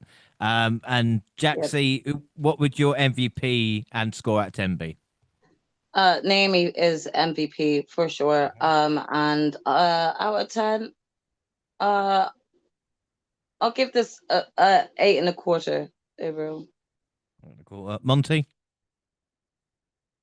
Yeah, I don't see. Yeah, Naomi, she took it over, man. I don't see how you can not look at that and make her MVP. Even though I thought all the ladies did well, I think this show was a 9, man. It was really good. It was a strong show. I think I don't know how much of time we got to even spend on the press conference, but I will go ahead and make myself clear now. I don't give a damn what Triple H talks about. I don't know why he hesitates. Every year, man, they deserve it. They've killed it the 2 times they've been allowed to do it. And if we're not gonna get it every year, like every 2 years, come on now. I just think we damn sure don't need to wait another 8 or 7 years or however long it's been. You know what I mean? So all I know is every time they get a chance to put on a spotlight on all these women like that, the women show that again, like we said, I think the future of wrestling right now is with the women. And I think a great way to keep stuff like that strong and keep everybody involved and keep storylines going would be to do something like this every year. They killed it and they deserved it. It was one of the best shows of that weekend, right next to All In. Yeah, and imagine a proper build for it on its own kind of weekend for itself. It would be incredible.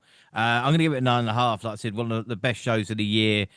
Just, like I said, from start to finish, there were issues like the Battle Royal and stuff like this, but to have an opener like that in the main event, and again, a match of the year, quality, really, really good. Post show, like you said, Joe Test, Jackie Redmond and Big E praising the show.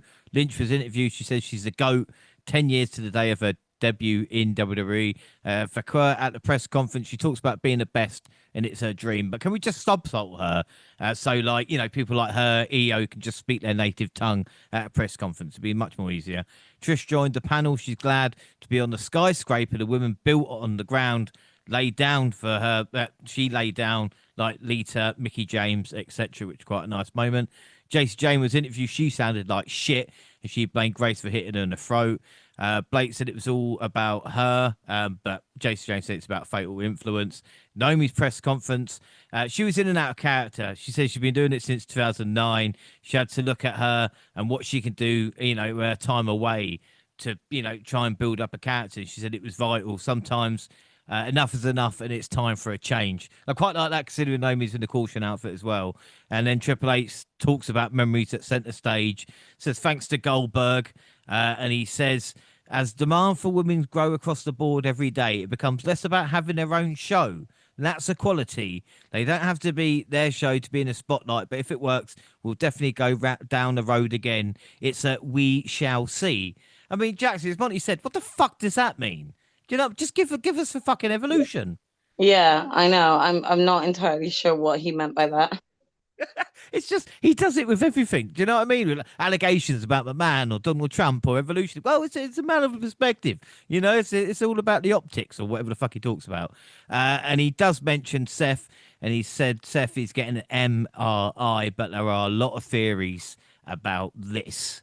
So it's very, very interesting.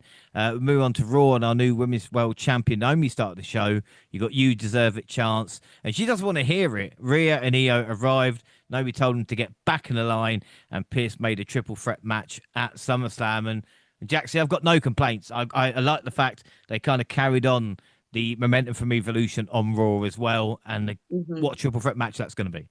Yeah, I mean, again, though, I was pleasantly surprised with her opening up Raw, and I was not mad at that at all. I think, you know, it's such a given to hear sort of either someone like John Cena or Cody Rhodes or CM Punk, you know, starting out. So I was really happy and eager to hear from her, especially given the fact of the events that took place like 24 hours before. Yeah, without doubt. Roxy and Raquel beat Oscar and Kari for the winner of the 2 out of 3 falls match between Bayley and Lyra. A shot at Becky Lynch and the Women's Intercontinental Championship at SummerSlam. For the loser, fuck them. Lyra won 2-1. But Monty, this was a very good matchup between these two. Yeah, it really was, wasn't it? Banger, bro. Like I said, they have insane chemistry, and they did a great job, in my opinion, at the end. Despite it all, you know, kind of. I honestly, towards the end of that match, I didn't know where we were going because, you know, I thought you can make a good case for both of them getting a shot at Becky at SummerSlam. I mean, we know the history and the storyline with Bayley and how deserving she would be, and then like I said, Lyra is Lyra, and the angle is still kind of ongoing with her, and they did a great job, man. Like again, I thought kind of like you mentioned when Naomi started the show, this is one of those situations, and maybe this is what Triple H means. But we all know, like, it's cool to say it, but it's like, then if you're gonna do that, if you're not gonna give us all women shows, then you gotta consistently book them like this. And I think this is a great example of what we could get more often, which is, you know, matches with stakes, storyline, and just having women that may not be the world champion involved in more things. And I think he just haven't been consistent with that, so that's why it's hard to believe that we won't get it without doing an evolution, in my opinion. Yeah. But anyway, like I said, this was excellent. And again, these are two of the best in the world. I don't think anybody has benefited more, no matter if you like everything they've done with the angle. Nobody, in my opinion, since WrestleMania has benefited more than being involved with what she's been doing with Becky and Bayley, in my opinion. I think Lyra's in-ring stock, I don't know if everybody may not like the promos or care about the Valkyrie part of or the birds or whatever, but I don't care what you say. When that bell ring, Lyra is one of the best in the world, and she proved it in matches like this when you give her a competent talent to fight. Yeah, without a doubt. Nikki Bella beat Chelsea Green. After the match, the Secret Hervis pummeled the victor until Stephanie Vacquer made the save and cleared the ring. You get Green and Steph the hell away from her, all right? That's all you do. AJ still has eyes on Dom. Heyman says Seth has until next June with Money in the Bank. So there you go. And we got a shot at Gunther in the World Heavyweight Championship at SummerSlam for grabs with 5 of, I say, the top superstars in Raw, probably the only 5 that could really do it. Braun got rid of Penta, LA Knight, and Jey Uso with the help of Bronson Reed, and it was CM Punk winning the gauntlet after a beatdown by the Hills. Roman Reigns returned to clear the ring. So, Jaxie, there you go. I mean, it's 2 huge things. CM Punk will face Gunther at SummerSlam, and we got the return of Roman. Yeah, I'm not gonna lie, I screamed. So my neighbors were definitely woken up. I don't know why. I wasn't actually expecting his return here, but I wasn't actually sure when we should be expecting a return from Roman. But it came at the right time. I was very excited. I'm pleased to see this. Yeah, right. SmackDown. We started with a car accident. Yay! The MFT looked to be involved. Fatu was arrested, but then unarrested. And then with Jimmy able to take out the entire MFT. I mean, like, seriously, Monty, you want to build this up as a threat, and 2 men can beat like 4 or 5, you know? Good old American justice system also on display. Yeah. Uh, How quick was that on arrest? Yeah. yeah, just awesome, right? They got the proof fans. They got, oh my goodness, just awesome stuff. But yeah, you're 100% right. That's like my biggest beef with how Triple H decides to book maybe, and I'm not gonna say all the factions, but really, if you think about every faction that Triple H has kind of started in this era, they might start off pretty good, but then they end most of unless they're like the main bad faction, they end up just being fall guys for the babyface that they're torturing. And it's kind of the thing is I have about it is that it's samey. Like, what's the difference between MFT all together and then what Solo had going when it was just him and JC pretty much? It's kind of like the same thing pretty much, just with more people. When you have them kind of getting thwarted simply. But I will say this: Solo getting arrested, man, he's so good. He's so good. Solo killing it. That's all I gotta say. As a character, nobody better than Solo. Like you said, it'll be even better if they actually let them actually like beat up people more. And maybe that's coming. I don't know. I don't know why we gotta be so patient about that. But maybe that's coming. But Solo, man, as a character, knocking it out of the park. Right now. Elsewhere, Charlotte beat Raquel, so it's official at SummerSlam for the tag titles. Carmelo Hayes had a match, ending a DQ after Aleister Black attacked his opponent Damian Priest. Fire job to Vaquer. Fatal 4-way for number 1 contendership for the tag titles. We got established tag teams, Fraxium, DOI, and Motor City Machine Guns. Of course, they lost to Andrade and Felix. You know why? And then the show ended with a contract signing between Cody and Cena. John didn't want to have the match. So Cody put Cena through a table and signed the contract for him. Now, Jaxie, I don't know if it's legally binding, that signature. And again, how awkward was that splash through the table as well? You know? Yeah, I know. I'm not entirely sure. Like, it was completely awkward, but I'm not entirely sure of this decision behind this at all. I feel like time will tell. Yeah, right now. Raw, CM Punk started the show with a promo, soon followed by the world champion. Gunther claimed the 2 of them are equals and they both have massive egos, but his is justified thanks to his accomplishments in the ring. Burn. I mean, Monty, what have you thought between Punk and Gunther? Because they've had a couple of face-to-faces, talk about best of the world. And it's interesting, isn't it? The dynamic between the two because, again, Gunther is the more in-ring guy and maybe not the promo, and Punk is, but they both call themselves best in the world. Yeah, I mean, I kind of like that. I think it's probably the simplest way you can approach this, especially when you think about how much time you actually had to build this match. So I thought they done a good job. I kind of just keep it as simple in that vein when it comes to where we at. Punk calls himself the best in the world. Gunther has something that represents you being the best in the world, and has pretty much most of his WWE career been the best that you can ask for. And I think honestly, to me, it's just a breath of fresh air. And maybe I'm looking at this as a Punk guy, but like it's just a breath of fresh air to see Punk finally feuding over something that has nothing to do with his past being a difficult person. Like, think about that. The entire time Punk has been back, he's been feuding with somebody who's mad at him for something back in the day, or just like, oh, Punk, you left us, type of deal. And like this is finally a feud where he's just focused on the championship. It's about my title, being the best in the world. You know, maybe the Cena stuff was a little bit of that too, but yeah, man, it's kind of a breath of fresh air to see it. But I do think it's like the simplest form of storytelling. They're not really trying to conflate the issue or try to make them seem like they hate each other. I just believe it's more of an angle of I call myself the best in the world. I want to have something that shows I'm the best in the world. And Gunther wants to defend his title as best in the world. So I Yeah. think it's pretty simple. Yeah, no, it makes sense. Rusev and Sheamus met again, meaty men slapping meat. Big Showmo got the win. LWO beat the New Day and the Creeds to become #1 contendership. AJ Styles was a cleaner this week. Dom attacked AJ and claimed it was clear to compete and would see the Phenomenal One at SummerSlam. Jaxie, I got to ask you about AJ Styles and Dom because I just think AJ's acting like a concerned uncle. Do you know what I mean? Like, I think he actually Mm. cares. I mean, I know, I don't know. I feel like they've obviously gone like with a little bit of a comedic factor behind this, having sort of like AJ like pursuing Dom and stuff.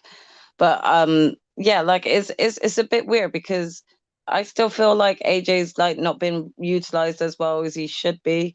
I feel like, they'll eventually give us like something great between him and Dom, but I just don't know about the theatrics at the moment. Yeah, no, it seems a bit odd at this moment in time. A-Town down under and no more. Theory is injured. It will be no count out, no disqualification match for the Intercontinental title at SummerSlam with stipulation that Lyra cannot challenge for the title ever again if she loses. The Judgment Day then defeated Bailey and Valkyrie to retain. I mean, fuck knows why they teamed. Even Lyra was going, I don't know why they put us together, Bailey, but I suppose, we've got to have this match up. Karrion Kross beat Sami Zayn. Sami had taped ribs because Triple H loves it. I'm usually happy to see Chelsea Green, but not this week. She ruined Io versus Stephanie Vaquer. Rhea cleared the ring for the Hills, including Naomi. And then Paul Heyman, Bron Breakker, and Bronson Reed made their way to the ring for the show closing segment. The OTC made his way to the ring, show no fear in the face of a numbers disadvantage. Heyman greeted him, claiming, "I never want to be disrespectful or rude." Yeah, that's coming from Heyman, who was disrespectful and rude. They claimed he could fix it in the wake of Seth Rollins missing out for several months, with Roman saying, "You're not the wise man anymore. You're just a dumbass." He spoke to Breaker as well. He said, "A few years from now, when you're the man around here, he's going to take all the credit."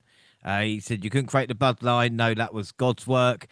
Breaker stepped in between Reigns and Heyman, and Breaker said, "I'm the big dog now. I'm the top dog and future of WWE." They came to blows with the Hills beating them down, but Joe so made the save to a huge pop. Monty, I don't know what's more interesting here. Obviously, we talk about Roman Reigns' return, but it's positioning of Bron Breakker as like them saying, "Yes, he is the next guy." Like in Yeah. 5 years' time, this is a guy main event WrestleMania. Like it's done now. Do you know what I mean? Barring injury or whatever. And that's the thing about the theories about self status. That's why I'm like I understand why, but like at the same time, WWE kind of the way they're kind of forcing him in the front of that group already to me kind of just feels like, well, no, self is hurting. We need somebody to keep this train going in this group. That's the way it feels. Now again, I don't know if that's the case. We'll obviously see as time goes on, but yeah, man, to me at first I thought they was almost setting up a one-on-one match already with Roman and Braun the way he was talking because it was just like you said, such a passing of the torch type of deal. But to me, again, like I said, first of all, Jey Uso pop, he lost the belt and it ain't stopping nothing. No. That's still like an Austin level like reaction he get on a weekly basis. I love it. I'm glad that he's still over like that. But again, I'm not. The biggest takeaway from this whole thing to me, other than of course Roman being back and doing that, is that Roman would never ever take accountability for his role in like the bloodline bitch.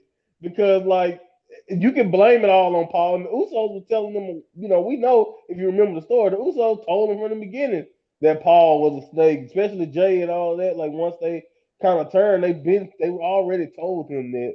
But to kind of blame it all on Paul and destroying the bloodline, it's like no, Roman, you definitely played a big factor and why you ended up all alone and titleless. But I will say though, again, the interesting thing about this, like you said, was kind of looking at Braun Breaker and seeing them show that no, a few years from now, or however long when that's coming, it's obviously going to be his place, and you gotta love that. Again, I'm gonna mention it again. You mentioned my boy Melo actually having a match. It'd be nice if we could get that type of foresight into his future or guys like that future. But no, we know Braun is going to probably be at the top of this card in the future, and he deserves it because I do think he's been a no-brainer type of star so far. So that was the dopest part about this, is kind of seeing Roman look into the next guy who's going to be in that spot. And like you don't get that often this soon, in my opinion, where you can kind of see those two, the future of the future guy and then the current guy looking at each other like that in that vein. I think it was kind of dope to get that point of view. Yeah, without a doubt. SmackDown started with a 10-bell salute for Hulk Hogan. And I take back what I said last time about wanting more talk shows. Impulsive TV is not the fucking answer.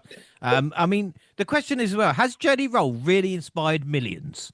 Like, again, that's a genuine question. That's not being a dickhead. It's like, if it's millions, then fair fucking play to you. Maybe hundreds. I don't know. Bliss beat Perez. I don't know. I don't listen to it music. I mean, I know I'm not speaking to the wrong people. I don't know here, his story, so yeah. I'm sure he's I'm- inspired somebody. I'm sure he's a tattoo Jesus, right? I'm sure he is, right? We'll just leave it. Bliss beat Perez. Cargill beat Green. Cody wanted the old John Cena back. Always reminds me, I know we should do impressions of people, but it always reminds me, I want the old Stone Cold. I always remember that. Anyway, The Miz slapped Jacob for 2 round the face and showed more fire than he has in years. Unfortunately, he slapped Jacob for 2 round the face, so he got fucked up. The MFT beat down Fatu after. But, I mean, Jaxie, it's weird, isn't it? Because Miz shows that kind of fire, and you go, where the fuck have you been? He's like, you took me out 6 weeks ago. And again, it would be nice if they let us know 6 weeks ago. Do you know what I mean? Yeah. Or why he's not about. Yeah, it's just kind of like, oh, things happen off camera that we're meant to know, apparently, So yeah, I mean, it's something refreshing for the Miz for sure. Yeah, no, without a doubt, and I honestly thought Aleister Black was going to say to Damian Priest, you think darkness is your ally, but you were merely adopted the dark. I was born in it, but it didn't. That's my Bane impression. Not great. Probably the best one is, it may be extremely painful for you. Anyway, Kiani James is now with Julia. So, Monty, I know you're worried about Kiani James. Just comes walking out with Julia. We're like, oh, okay, is that what we're doing now? That makes sense, Yeah, I we suppose. never explained what happened to her. She got drafted like Raw, I think, and then she just pop up managing on SmackDown. Probably okay, yeah, good to see her. I guess great to see her. I didn't know she was fluent Japanese. Yeah, I Yeah. didn't know that either. Well, you learn things. The main event, Yeah. Phoenix and Andrade versus the Wyatt Six. Nikki Cross pulled the referee to call the DQ. The rest of the tag team division showed up to fight the Wyatts as a unit, but then Faxum took out DIY and it turned into a brawl. Nick Aldis eventually booked a TLC match for SummerSlam with 6 teams. I don't think you can fit any more teams into this matchup. But Jaxie, I'll ask you this because, again, we've got all these teams. And yet it's like Ray Phoenix and Andrade that is kind of got the focus. And I don't know if they're going to bring Penta into the fold, but it just seems a bit weird. Like Andrade is literally like a square peg in a round hole at the moment. Yeah, I mean, it like if you want to actually guess like pick the odd one out in this lineup, it is definitely them. Especially when you question the fact that Penta is in the division. They might not have like properly reunited yet, but surely was this not the perfect opportunity to do so? Like, everyone is no stranger that they're brothers. So I think it's just an odd pairing, but we'll see. They've worked well together so far, so you can't say you're not impressed by either wrestler, but I'm not sure why, like, again, we've got Jimmy and Jay currently that are separated and doing their own thing, and it's nice for that because of like, they've been doing it for so long. And that's not to say that Penta and Ray haven't been doing this just as long, but at the same time, it's like, okay, but it makes no sense at the moment as to why they're not together or why they're not reuniting when both of them have also had the connecting issue of El Grande as well, you know? So there's just a lot of questions going into why pair these two up when you actually have the brothers together.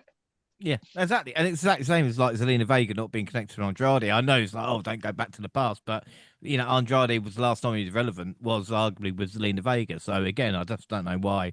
Maybe they're just waiting for the right moment, you know, who knows. Raw, they replayed Triple H's speech for Hogan. And I know they repeated the speech and it was a record because Triple H fucked up the opening word of it.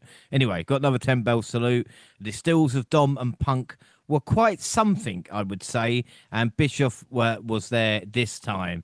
And Monty, I'll ask you quickly because, again, don't hang on to it. But you know, a lot of people were making, you know, a deal with what Punk looked like at that point. And I don't think Punk would.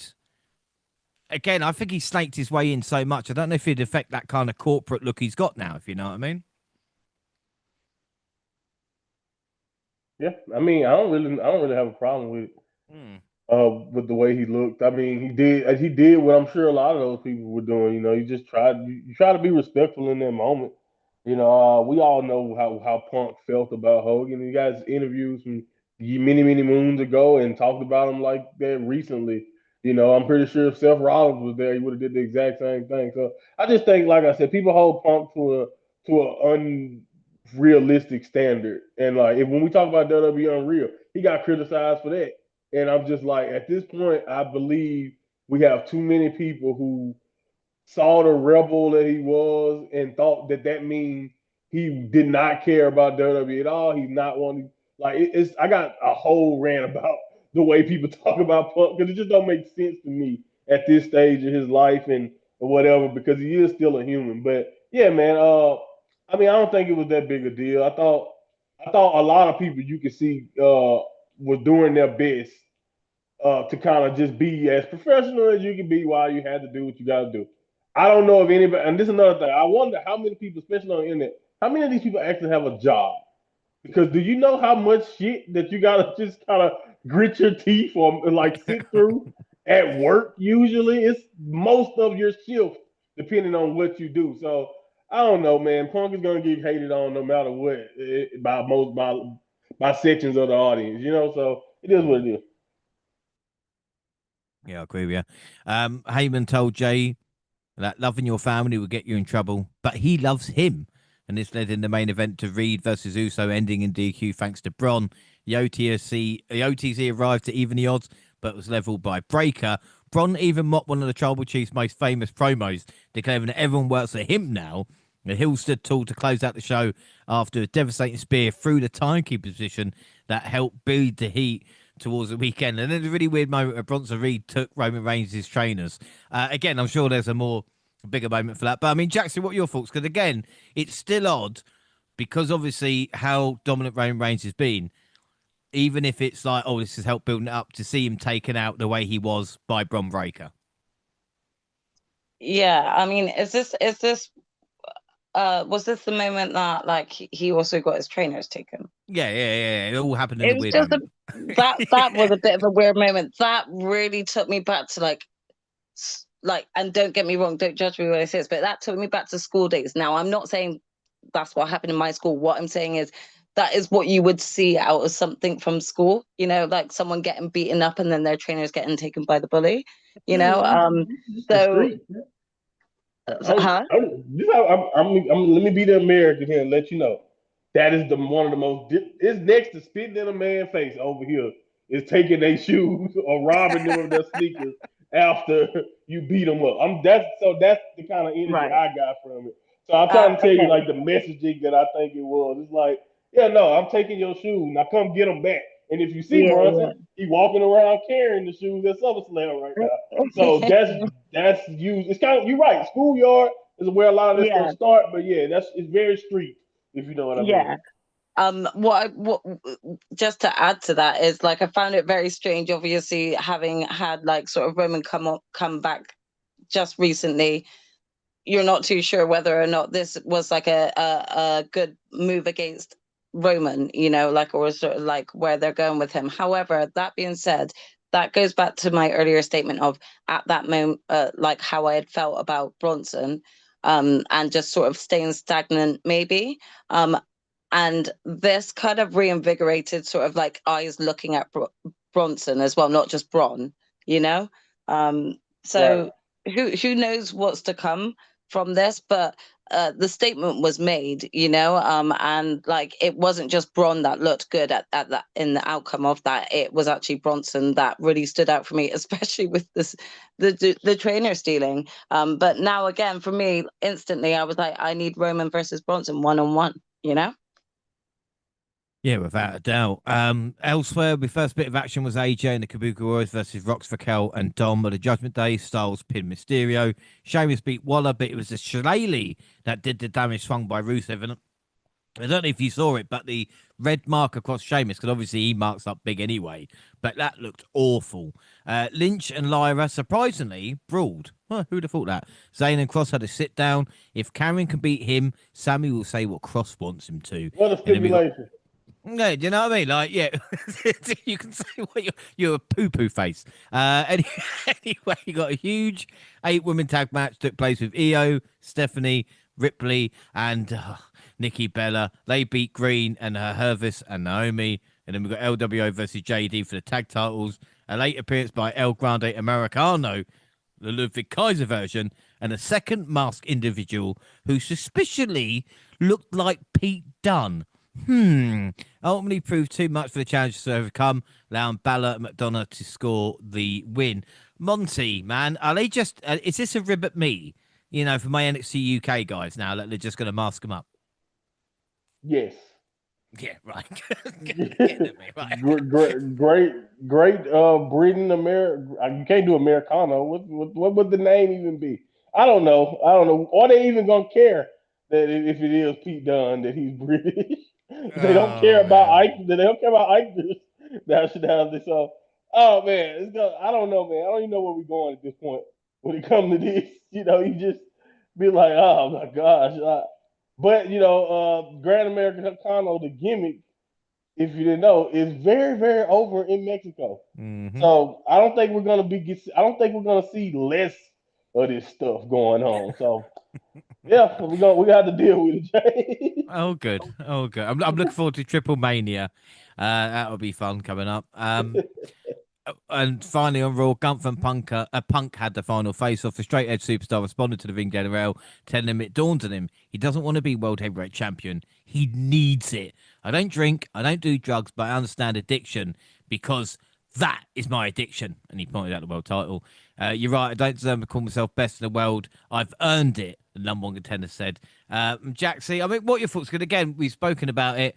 It's between them, it's just about the world championship, but I think Punk can give these promos that actually add a little bit oomph, when we talk about it, and it's like I'm a little bit more interested now. Yeah, I mean, I think he's got a way of being able to win the crowd over with his words, but also like give voice to like the drive and the passion behind him, Again, this has been like something that he's continuously and openly discussed. This is what I want, and it's always evaded him, it's always eluded him, and it's like, you can see the despotism, and that sort of like feeds into the crowd, and like they then want to see that for him. So yeah, he's got a way with words, just like Cody does. Yeah, without a doubt. And then we got the SummerSlam kickoff, which was August 1st with Michael Cole hosting. And apparently it's all about moments now. That's what all that matters. It's moments. So just remember that for the future. Jey Uso came out first. He says he knows Steiner well. And there's something wrong with his right side. He got interrupted by Heyman, who was with Reed and Braun. And Jey made a quick exit. And Monty, I don't know if you saw this or not, but Jey was acting a little bit odd. And again, I don't know if it's maybe, a couple of libations beforehand, or whatever it is, but I don't think he was right. Or maybe that's a gimmick. Yeah, I'm not sure. I'm with you. I'm not really sure exactly what it is. I don't know if they've seen because I've seen it. It's been a growing rise of people making this grand angle for Jey Uso to turn on Roman here, and I don't know. Maybe they're teasing some of those people with his antics. I do know, it was interesting for him to bring up him knowing Steiner or knowing Braun pretty well because they do travel together. Like people, when he wasn't on the road with Jim Uso, he was on the road with Braun. That's who he was riding with, and they were, working out and doing stuff together.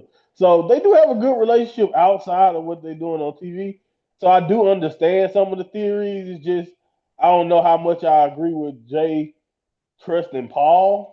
But I don't know. We'll see how they. I don't know if that necessarily. I don't know if what you're talking about have anything to actually do with that. That, like you said, it was just kind of awkward for some reason. But I don't know. Maybe it was early. Like you said, maybe he had too much going on because they be doing a lot at these big events, like signing stuff all day and stuff like that. They be doing a lot. So maybe that has something to do with it. You never really know, John.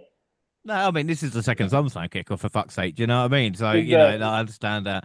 Steiner Math is over. AJ Styles was next. And he's a true Southern gentleman. He said nice things about everybody and how important the scene match was at SummerSlam. Dom Hmm. followed as well, celebrating his 20-year anniversary with the company, which, again, all right, I'll give you that. And as I spoke about, AJ's just, like I say, a concerned uncle to Dom. That's all it is. Up Yeah, next was Uncle very Allen. yeah, I know. Up next was Ray Ripley with a small crowd going nuts. She has not had a good history at the event. Io then joined, saying she wants revenge on Naomi. Jaxie, did you see? Did you see this? Did you see Naomi? She showed up on a fucking scooter. It seemed just driving around. Well, is it like that little briefcase looking thing that she just Yep. puts on? Like, I Yeah. Yep. mean, he looks brilliant on it. I think on her Instagram, she even posted like Jimmy trying it, and he looked absolutely ridiculous on it. It was hilarious. Honestly, I'm not sure, but it's so entertaining what she's doing. And she says, look, she's unhinged, but she's not insane. She knows what she's got in front of her, which is, again, another great line. And then CM Punk next. And I tell you what, that video package about the Summer Punk has kind of changed my mind, I think. Production was a little bit off for this because it was a crowd shot of it, but basically just talking about Punk, the summers of Punk that we have seen, saying he hasn't won WWE gold in 12 years. Definitely not WWE gold. And he's at his best when his back is against the wall. And to be fair to him, Monty, as you know, he's had some great SummerSlam appearances. I'm not going to say Mr. SummerSlam, but definitely list of maybe even not top 5, top 10. Yeah, man. I mean, if you go through his match history, he's pretty consistent. Of just doing really good work at SummerSlam, like you mentioned. The Summers of Punk is a thing. It's just one of those things that is nice to have a nod to going into a match like this. Like you said, it gives the angle any extra pop you may need it. It gives you that by just thinking about considering some history, and I think that's what people forget. I don't know. Again, that's why you wonder when you look on the internet who the hell talking and how young they are, because like I do think some people don't realize that whether he came back or not, he would have had an argument for the Hall of Fame. Mm, A lot of that got to do with his work in these big moments. I know he probably wouldn't have got in because of the reputation thing, but he had the resume and like continuing it on, he's gonna put that final stamp on it is the way things are seemingly going. And I think again, I think everybody who's a diehard Punk fan realized that this is an opportunity to do something that I'm gonna be honest with you. I was cool with him never stepping foot back. So I really was one of those guys who pretty much said he never would win the gold again. He didn't need to. So mm, for him to be in this situation, I think it's really kind of cool when you really think about just how far away they really were. yeah. And especially when he talks about as well, like coming up on this 2-year anniversary of being back in WWE. It's like, fucking, it's 2 years already. Like, Right? he has got back into it. And as we spoke about with this feud, he said it's not personal, it's business. The Right. only other issue is he does think the ring has 4 ropes, but I think he meant 4 sides. But again, we don't worry about that. Ring General next, he says he doesn't fail. Everything he touches turn to gold. Failure is not an option for both. And that was it. I was expecting like Cody or Cena, but it was just Cole going, "No, we wrapped up." And I was like, all right, fine. It wasn't really worth the 45 minutes I spent in my life on it, but still, what is? SmackDown, August 1st as well. John Cena started the show before he could say anything. Cody Rhodes arrived, and John told Cody, "Thank you." He said he brought in an idea 5 months ago. He gave up everything he worked for in his career, led to him being alone. Cena said he still wants to retire with a title, but not because he wants to ruin wrestling, because he doesn't want to be forgotten. He said this was the day he truly returned to WWE, and it would be the fans who win on Sunday when they fight. Rhodes asked for 2 beers, and they toasted like they had never drunk beer before. But unlike when Steve Austin did it, it ended peacefully. Jaxie, what the fuck was this? I wasn't expecting this. This threw me so much. I was like, huh? Like, I'm very much, and being a podcast that does predictions, this threw me. I'm really confused on how to take this right now.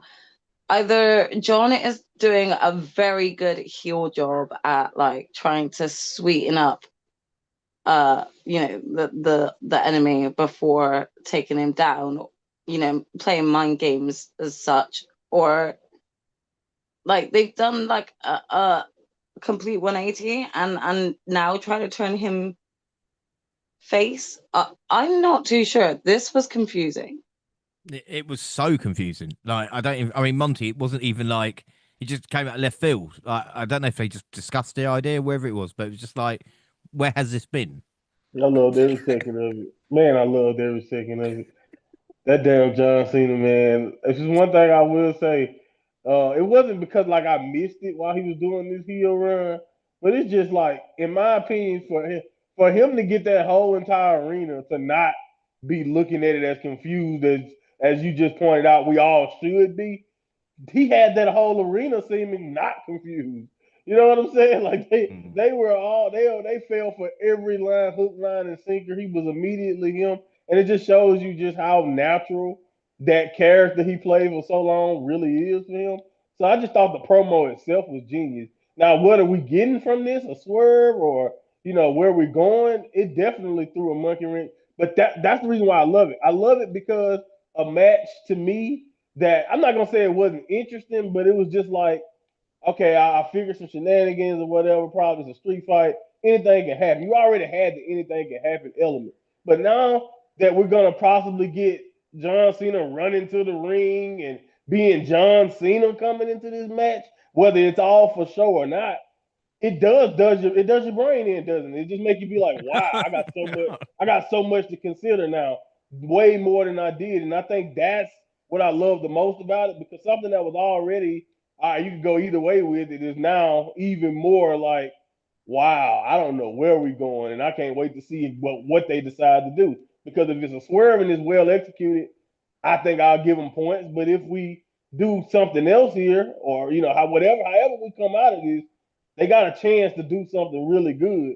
Even though I do understand the confusion, because it is a confusing thing to do out of nowhere like that. But also, it just to me, everybody who had anything to say about his heel run, including us, he kind of just like said what we all were thinking, because when he started this run, we all thought about that Rock, Travis Scott, that whole little thing they had going, and that has not been the case. It really has been him alone being this a-hole version of himself.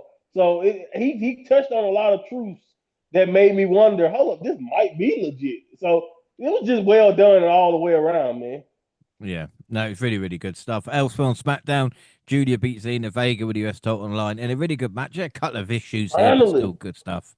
Yeah, exactly. Triple A titles on the line as Los Garza faced Mr. Iguana. Psycho Clown was also there.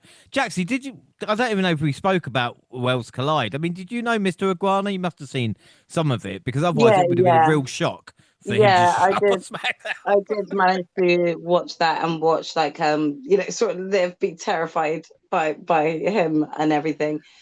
He's definitely got something about him that commands attention, and he's entertaining in the ring. You've got to give him that.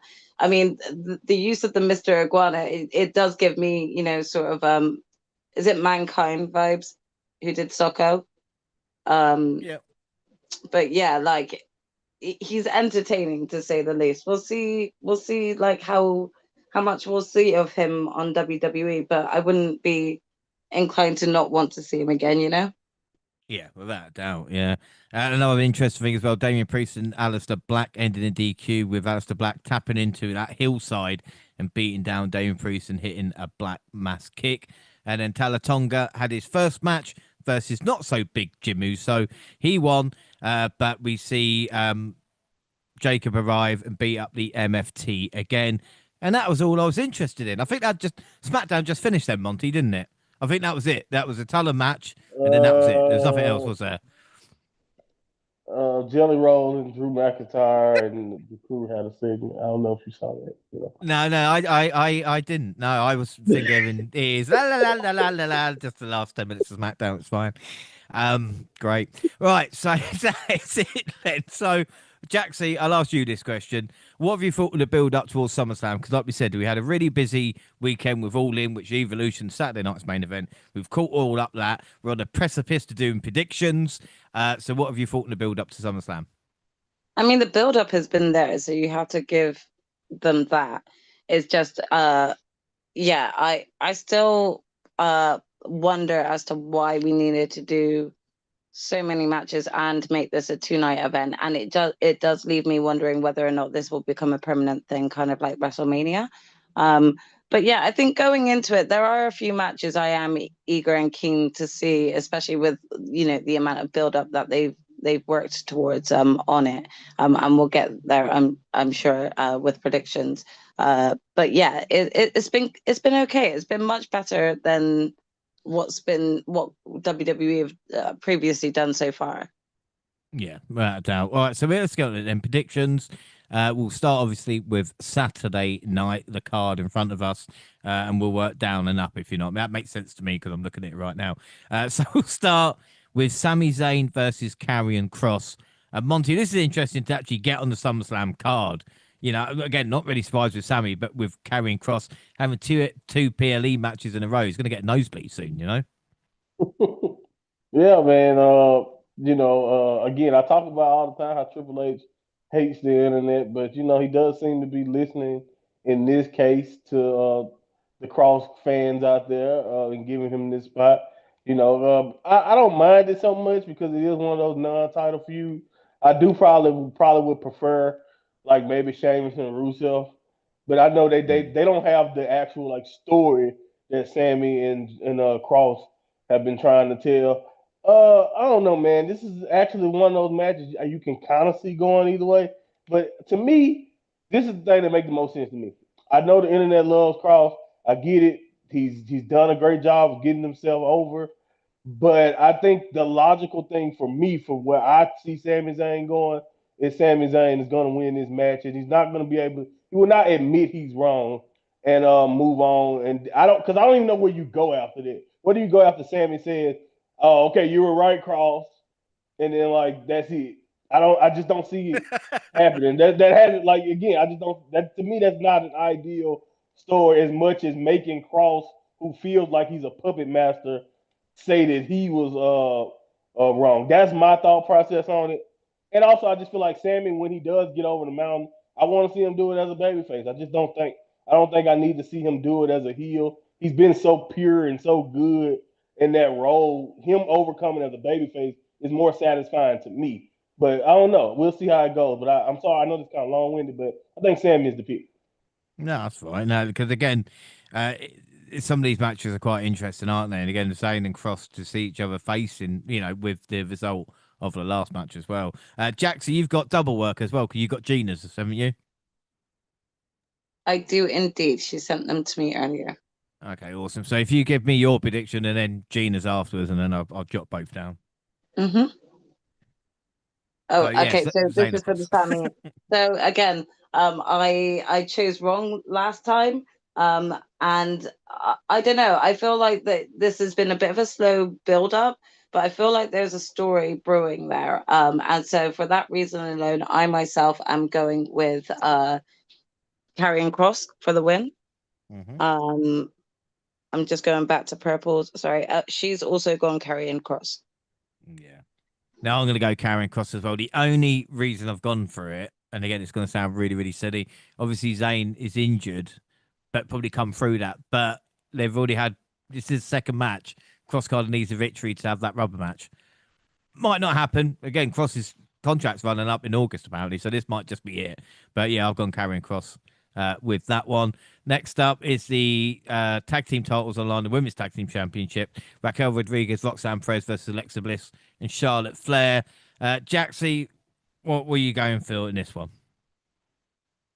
I mean, so my thoughts on this, I still feel like this is an odd pairing, and I also kind of still don't understand why they've paired these two together. However, I just feel like they're just kind of pushing this to actually be a legitimate team. Um, I'm I'm going with Alexa and Charlotte to pick up the win on this one. Even though I'm not like the hugest fan of it. And what about Gina? Yep, she's also gone the same, Charlotte and Alexa. Yeah, Monty. I mean, this one's quite, I don't want to say easy to predict and probably get fucking wrong, but do you know what I mean? It seems to make the story go a little bit longer. Yeah, I mean, again, it's like I said earlier. To me, the only two active storylines in the tag division, really, that's kind of seemingly getting any type of story focus. And I know the tag belts don't really, to be fair, if it's one time you probably can throw stories out, it is the tag belt because Triple H don't focus on storylines in the tag division, really. But the fact that they are giving Charlotte and Alexa so much focus, and Charlotte has kind of mentioned this is the most fun she's ever had right now doing this stuff with Alexa. So they seem to really be putting stuff behind it. And also, I forgot, like, so Charlotte has been a tag champion, but it was like that little run with Oscar that she kind of had. She's never really did this with like somebody that you give a legitimate attachment to her as a tag team. So to me, I think it's a good opportunity to do it. If you're not gonna put either one of these women in the world title picture, why not do this? And I do think you also got enough time and storyline between whenever we get to live or whatever that Roxanne and Raquel, if you need the belt or if you got to do that, they can get it back. I just think the moment, and I do think SummerSlam is a good time to go ahead and crown these women. And I just don't see, I also don't see them losing two big matches in a row. It is Charlotte. Yeah, no, I completely agree with you. I think Charlotte Bliss need to win here. It's a bit of shame for Rox and Raquel, and obviously got the Judgment Day with all the gold at the moment. But I think this is a story.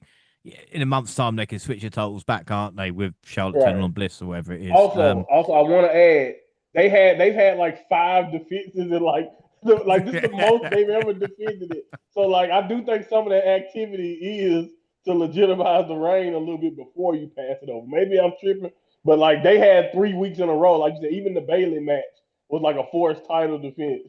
Where it's like Raquel and Roxanne are wrestling every week at this point. So that kind of to me felt like a sign that it's changing too. Yeah, that is true. All right, next match I'll take. Clear my throat for it. Randy Orton and Jenny Roll versus Drew McIntyre and Logan Paul. I'm a huge Drew McIntyre fan. I'm a massive Drew McIntyre fan, but I am so disinterested in this matchup. Not just because of the celebrity involvement, but I always think if celebrity is going to be involved, then have someone like The Miz. You know, don't use someone who Drew McIntyre, who should be a main event talent. Again, I don't give a fuck if McIntyre and Orton are saying, oh, we really fucking enjoy this. It's bollocks, you know? It's not great. Logan's there. It's fucking awful. Like I said, this matchup is just going to be your normal WrestleMania / celebrity involvement. Drew McIntyre is going to get hit by fucking chokeslam by Jelly Roll. It's going to be the most embarrassing thing. The only thing I hope is after the loss, if Logan gets in Drew's face, Drew fucking claymores him, the reaction that it would get and set Drew on the face front. But then again, baby faces at the moment in WWE are pretty hot. So it's a bit difficult for Drew. But again, I don't know. I'm just trying to get the best. But anyway, it's going to be Jelly Roll and Randy Orton's going to fucking win. I know it is. Monty, what about you? I think he can get away with kicking Logan and still be an asshole, to be honest. I think people like he'll get a great pop, but like he can be a heel next week and nobody would be mad because we all would be justified. Oh yeah, Logan's an a-hole, we get it.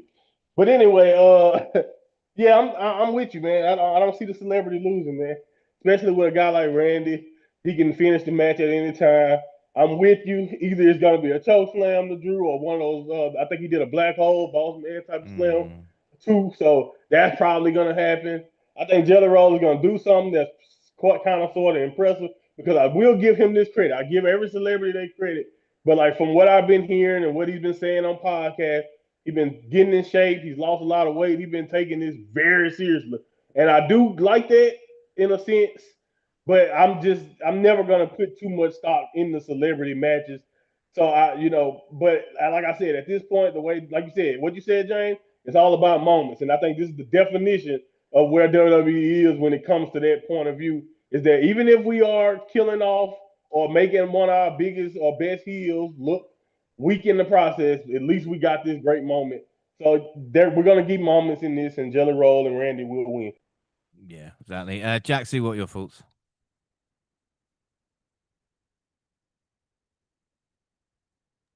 Yeah, I mean, I really couldn't care less about this match, and I feel like this is just yet again like another one of those matches where it's celebrity incorporated. So for me, it is a no-brainer that they're gonna like come out on top of this and overcome. So I'll just give it to Jelly Roll and Randy Orton. And Gina did the same.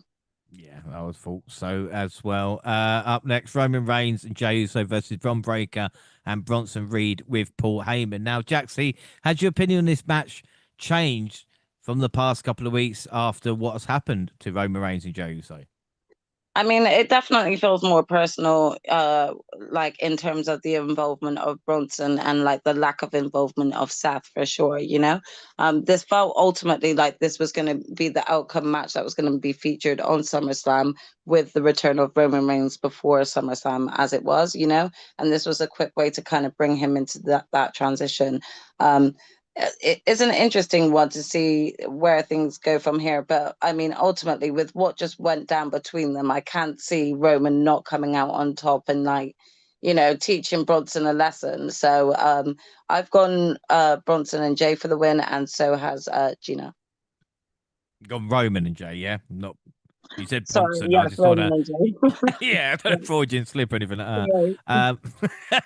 Monty, again, I would be shocked, Monty, if Roman, if unless he pulled a McIntyre in him, losing the main event WrestleMania and losing this first match back, I just don't see it. But they will be pushed to the limit. Yeah, I think that's the point. They're gonna be pushed. I think the team Braun or whatever is gonna represent themselves well. But I think Roman and Jey. I mean, you also have Jey in this match, and I just too. So it's like it's just something for me to be like, you got a valuable person who's gonna be able to take the heat and be in this match, and then you got Roman who can finish it off when need to be. I think it's going to be entertaining. At first, I was thinking that this would be a good way to make the names of like a Braun or Bronson, but like when you like not only taking the shoes and just the way they kind of got beat down, it's like nah, no, Roman is going to show up and they're going to do it. Now I do wonder what was the original plan. Like, do you think we was going to Self and Roman, and then maybe something else, or like where this always gonna be a multi-man match? That's the only thing I do wonder now, with Seth being out of the picture for as far as full contact right now. But yeah, man, I think Roman and Jey is the safest way to go because again, I think just being involved in this match for Bronson and Braun is kind of the rub in itself almost. If Yeah. you see what I'm saying. Yeah, no, I completely agree. Yeah. Like I said, Roman and Jey all round there. I'm going to take the next one because it's the easiest one. I'll leave you in the main event, Monty. I'm going to go WWE Women's Championship match. Tiffany Stratton versus Jade Cargill. Tiffany, as I spoke about earlier, has had a fantastic run. I think it's exceeded everybody's expectations. So even like the biggest Tiffany Stratton fan, when she cashed in that Money in the Bank, would hold on for this long. And she might be like the longest reigning Money in the Bank holder. Do you know what I mean? Winning the championship, the reign afterwards as well. But I do feel that Jade Cargill, it is her time. And if Naomi was still floating about and all this lot, I would question it, but I can't see it. I think Jade is going to beat Tiffany Stratton. It's going to be an interesting matchup as well, not only with the crowd reaction, but how these two women gel. And I'm expecting quite good things, really. Jaxie, what are your thoughts? I agree with a lot of what you've actually said, to be honest. Tiffany's had a really impressive run. There's been some great matches, and like she's really done well. I feel like right now, Jade is in like one of those precarious positions where right now she's been like she's been booked so well that if she kind of like, my view is if she kind of like drops the ball here or loses here, really, like, how far back does that set her? And I think like right now they just need to hit go with Jade, and she's been incredibly dominant. I feel like it would be quite stupid to then have her take an L here. Now, unless there was some incredible twist, like Bianca Belair turns heel and interferes in the match, which I don't understand or see happening at all. I don't see why she wouldn't come out the winner. So I've gone Jade to kind of pick up the win here, and Gina has to. Yeah. Monty? Yeah, I mean, Jade, in my opinion, is somebody who could benefit from this just in so many ways. Not only just because you're becoming champion and like you're setting this stuff in stone, but I think really like depending whether the crowd is with it 100% or not, Jade is the type of character that if she was to win, you can then kind of parlay that into her leaning into kind of like what she was more like in AEW as a character, if you want to go there. And I do think the only interesting angle for Tiffany here for me would be if she was to go back to her heel character. Because while I do understand what you guys mean about being impressed with Tiffany's run, and I do think the matches have been really good and she's executed the best. As a character to me, she is very, very like completely like boring or bland in a sense to where she could be if she was the heel that she was. She's just not. Mm-hmm. She hasn't found an identity as a babyface. And it's not really her fault either. Like a lot of it has to do with not having valuable heel opponents consistently and just the inconsistencies that we've already brought up on this show as when we talked about WWE. So I think Tiffany has done a good job, but the booking of her hasn't always been the best, or the booking of the women's division that she's been over hasn't been the strongest or best either. So I do think Jade is the winner. I think that's where we go. We do need something fresh. And with like I think an upcoming draft possibly coming after SummerSlam, we can freshen up SmackDown. It can be even better. I don't think Bianca should get involved. I think if Bianca and Jay are gonna do something, she should wait until she wins the title and do it for the belt. Yeah, it's interesting with Tiffany as well because again, like talk about the character and all this lot is still getting cheered. Like I said, it's very bland, but it's Right. still over. Yeah. One of the things as well that I really want to happen, hopefully it does, is obviously we got Crown Jewel, whatever the fucking Saudi event is. You know when champion faces champion, to Yeah. have Jade Cargill versus Naomi for the third time round, both for that Right. ring the wheel the fucking face off. I think would be really really cool. So the main event for night one is the World Heavyweight Championship match, Gunter versus CM Punk. Monty, I'm gonna let you take this first, man, because I'm still 50-50. Yeah. Oh man, I don't know. Like it's one of the situations where, especially if you look at how the card is coming together, and we kind of can see a bunch of new champions here. It's like, do you book that last one too, in a sense? But to me, as we're talking about night two, I think I kind of see a card where we get a bunch of new champions, and we might get all retains or something in a sense. I'm not saying that's what we've been, but I don't know. But for the next night, so it's very weird. But to me, with Gunther's situation, Gunther is very hard to ever predict against. He really is. It's almost safe to lose and it's safe to go with Gunther and just lose than it is to bet against him because that's just how much he wins. And I don't know. I understand people's theories about a Seth Rollins appearance if that was to happen, but to me, it's gonna hurt. Either way it happens, if that was to happen here, Punk has to win, right? Because that's who he should be holding that's who we should be screwing out of the situation, in my opinion, if they decide to do it. I don't know exactly how we're gonna play it with Seth Rollins, if that's even really there. But to me, I'm gonna go with Punk.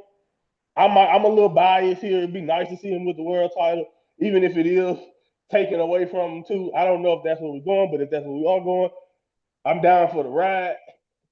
But to me, I just don't know where we go to me after this with Gunther because of where we are currently on Raw. And maybe I'm wrong, and like I said, maybe a draft coming, and that's how we freshen it up for Gunther.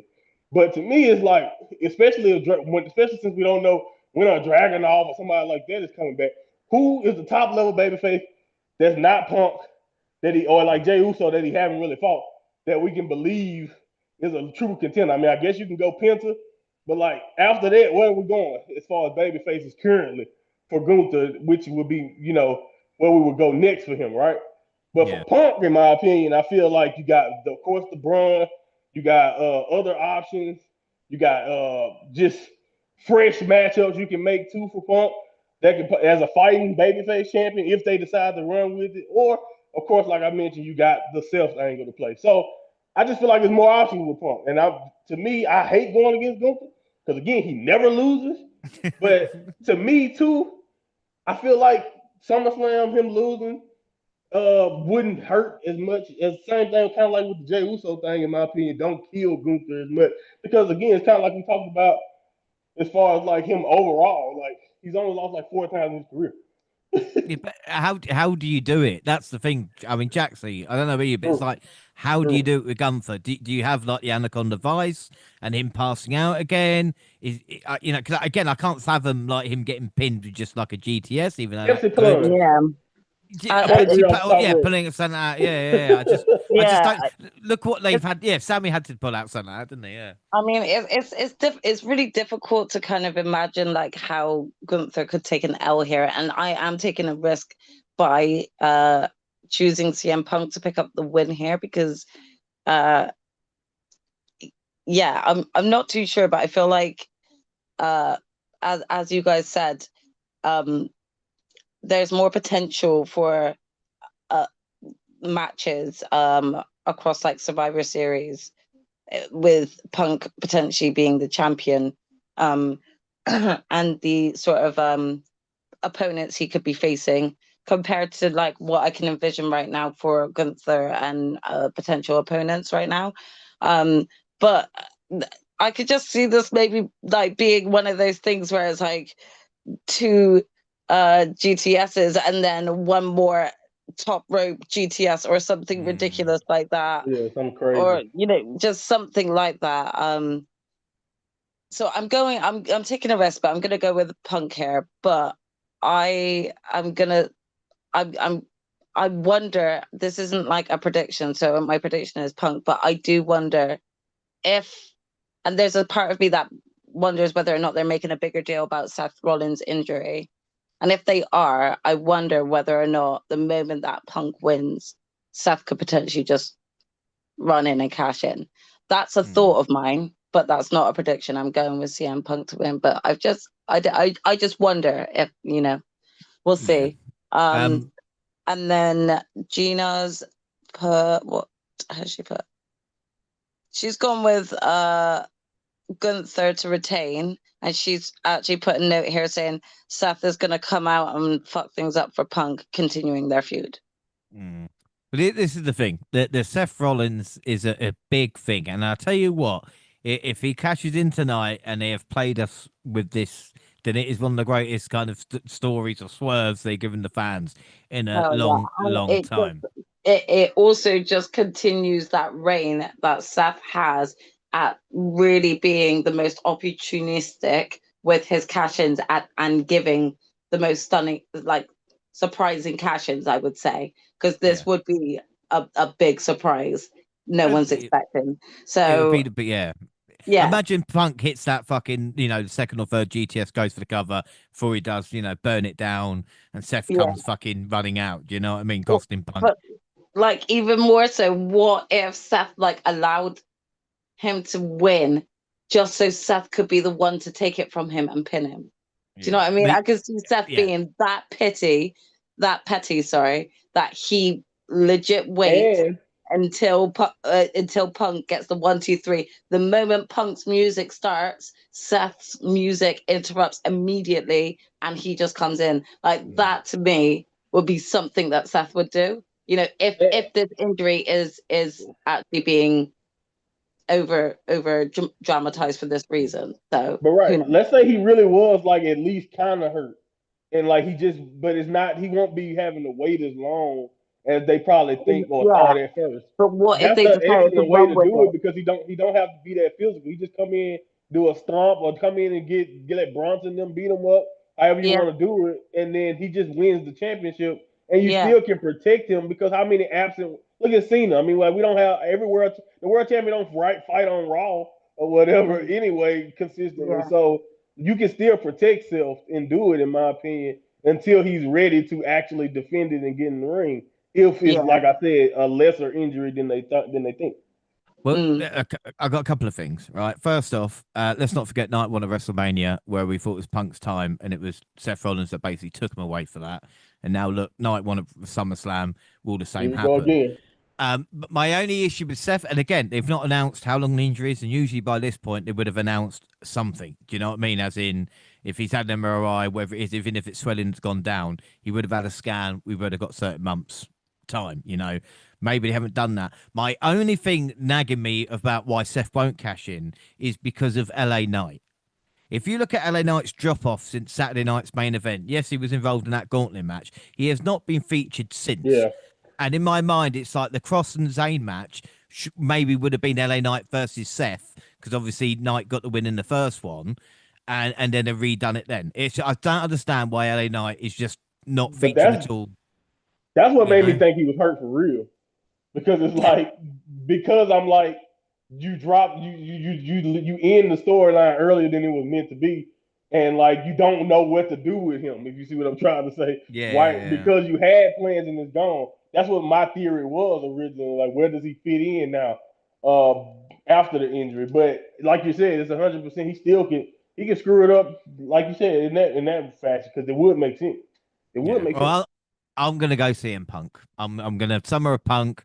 Nice ending with him holding that championship, and like I said, Gunther wins it back in a month's time or something like that because you got to carry on the percentage. Like you I can't hate drop when Gina's past the only one, by the way. 75. I know it makes me, and again, why go against Gunter? Like he's only been beaten 4 times in 5 years, but I'm gonna think he's gonna lose again. We're all thinking that apart from Gina.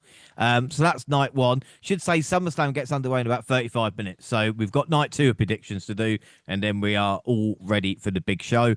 So Sunday night, WWE Tag Team Titles, 6-pack TLC match for the tag team titles. White Six versus the Street Profits versus Motorship Machine Guns versus DOI versus Fraxium versus Andrade and Ray Phoenix. Jaxie, I'll start you off on this one. This TLC should be bonkers as well.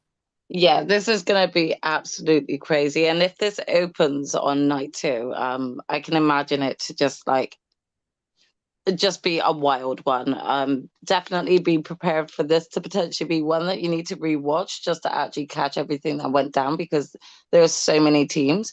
But I think ultimately we've just sort of had a recent title change. Both Gina and I have gone with the Wyatt Six to retain. I'm still keen and eager to see more of what they can do.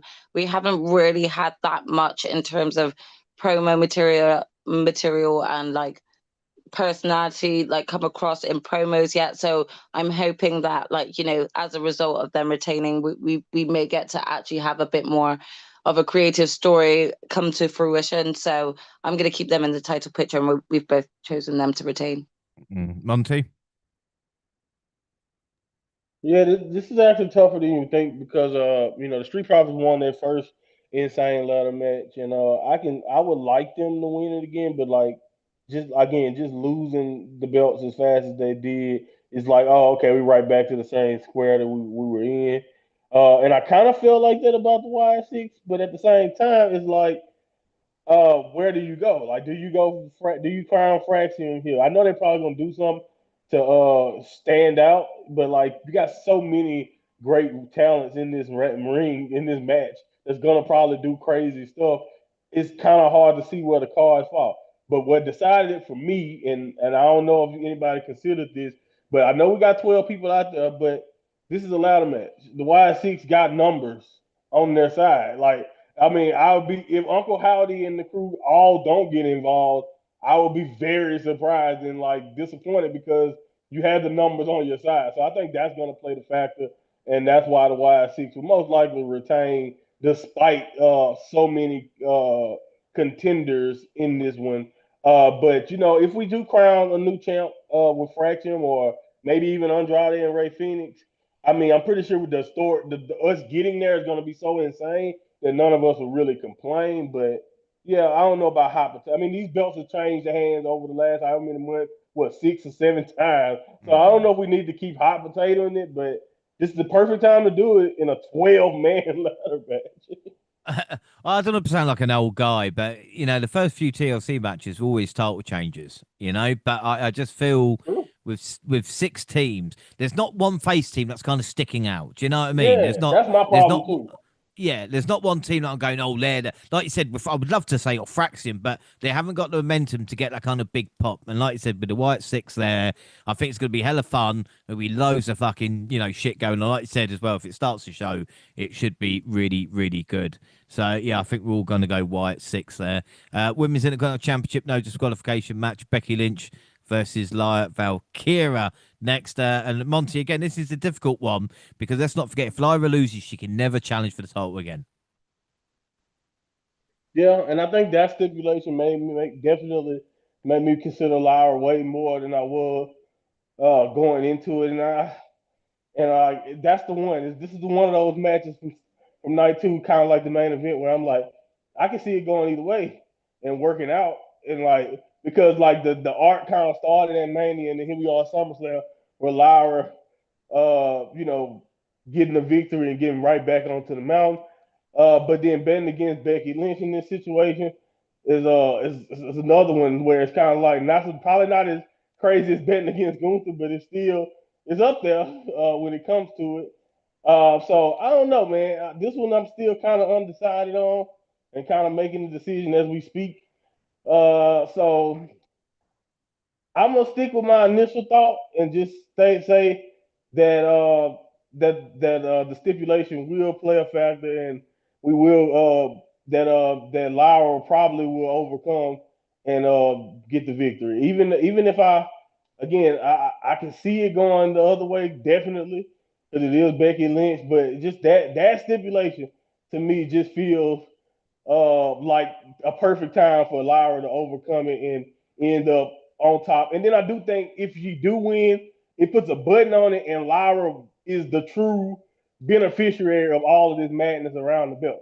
Now, unless we get a swerve and some Bailey stuff going on here, which I guess could still happen, then I'll just take the L on the chin and just be wrong. But yeah, I'm gonna say Lyra actually regains it and continues her run. Jaxie?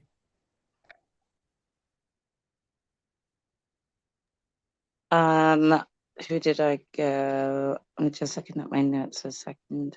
I've actually gone with Lyra as well. Again, the one thing I do want to take note of is in previous sort of podcasts discussing the this ongoing feud with Lyra and Becky.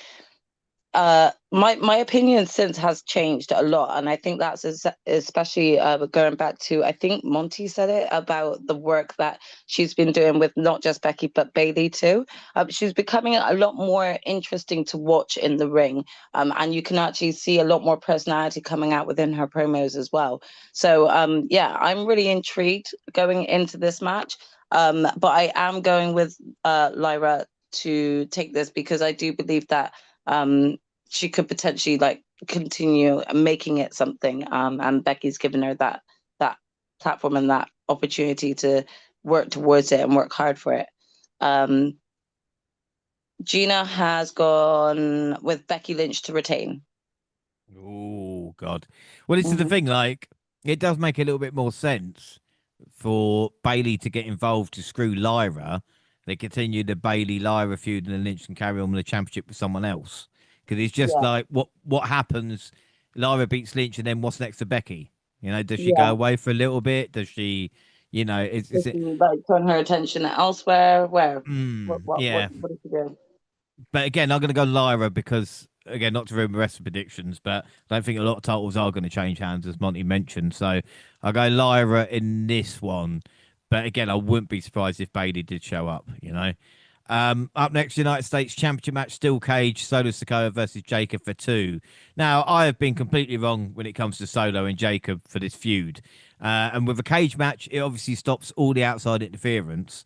So there's going to be loads of outside interference, I think. I don't know how it's going to happen or whether it is, or, Tangaloa hanging from the fucking whatever.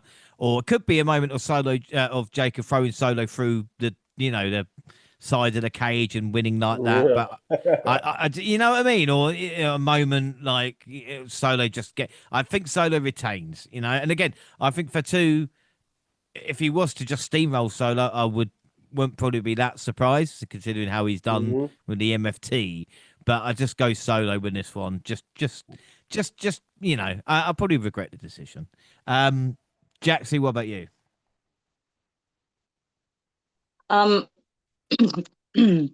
so with this match, yeah, is a bit of a weird one because again, much like Becky and Lyra, they've kind of been going up this back and forth sort of situation. But ultimately, I do see Solo retaining here, whether or not it's from a returning Tamatonga, or just other involvement from the MFTs. Something's going to go down. We may even see Jimmy Uso come out and give it his all to try and back up Jacob. But I don't really see why you would have Solo drop the title right now when the personality is coming out more and more, and he's doing good work with it, and Jacob doesn't necessarily need it. He's still just as popular without it, without the title, I mean. So I've gone with Solo to retain. I'm just loading up Gina's notes. She's gone Solo to retain as well. Yeah, Solo. Monty? Yeah, man. I think what Jackson just said is probably my biggest takeaway from this entire thing. Every time I think about it, I'm like, if like you mentioned, Jay, if he was the steamroller, nobody would be surprised. But do he need to steamroll him as much as Solo needs to legitimately, in my opinion, become more of a threat? And I think Jacob loses nothing. And in my opinion, I got a great finish. I'm not saying they're gonna do it, but Solo pointedly pointed out that we know about we saw about them trying to get Jacob arrested. He pointed out once a convict, always a convict type of thing. Handcuffs, man, handcuffs, handcuff him to the cage, and then you get out. Yeah, that makes sense. That would make sense. That's my theory. I'm not saying it's gonna happen, but to me, I think at the last, like again, he gets his butt whooped most of the match, and everybody, even with the thwarted, I think Jacob thwarts MFT, and it just looks like Jacob got it won. Might even get a dive off the cage. I don't know if I recommend that, but we might even get one. But I think the way you get across it is somebody or Tyler or somebody throws cuffs, or they have cuffs planted in there, and Solo locks him and makes it to where he can't escape to get out, and he escapes.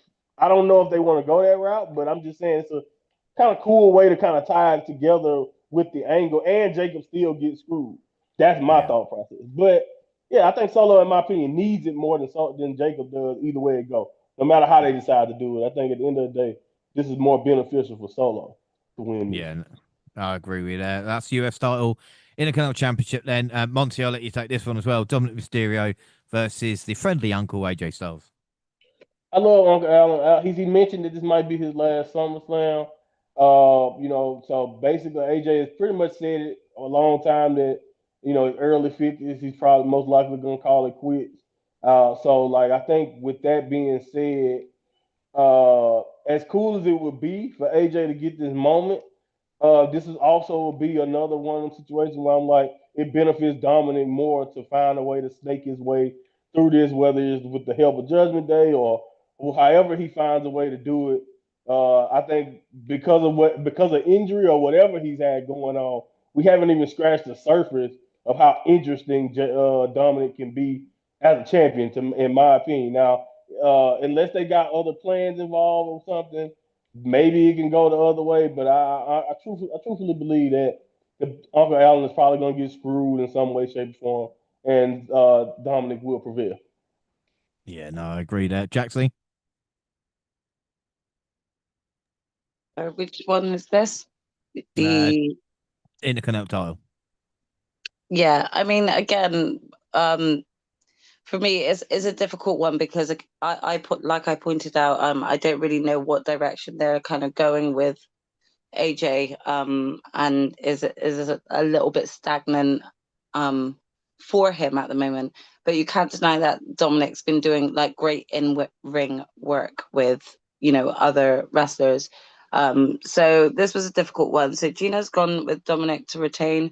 I also have gone with Dominic to retain. Okay.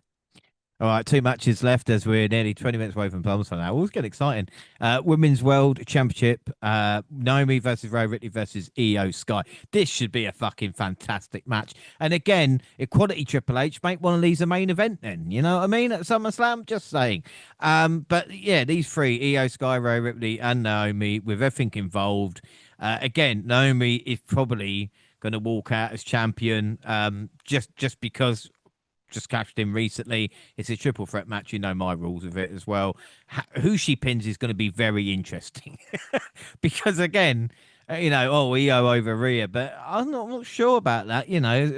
Maybe Rhea hits a riptide to EO as it won and Naomi sneaks a fall or something like that. I'm not sure, but again, I'm really looking forward to this one. Out of all the matches of the weekend, I mean, this one I think is going to be really, really good. But yeah, Naomi to retain. Jaxie. Again, you pointed out a lot of the points that I would have kind of said because I've gone also with Naomi to retain, and Gina's gone the same way. I just feel like, for her first defense, you can't have her lose here, Yeah. No, you can't. You can't. Monty?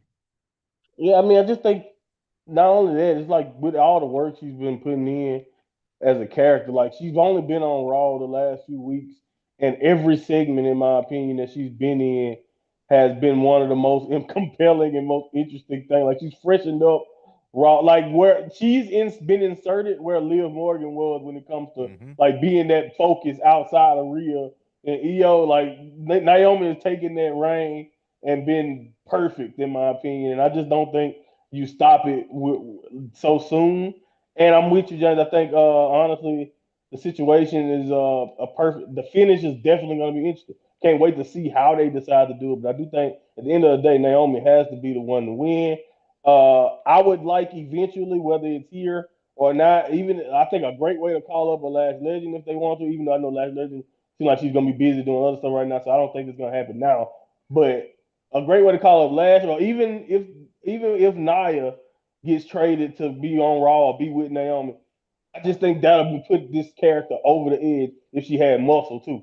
Because then it's Yeah. like, oh man, she unstoppable. Like it's gonna be really hard to stop that where she's at as a character, and then you give her a threat on the side of her. I think would only add and make this even better, especially when you got people like Rhea and even Stephanie and all these, and even you got these great stars that she's gonna be battling against. But I think either way it goes, Sunday night Naomi has to walk out as champion because she's been the work she's doing has been just top tier.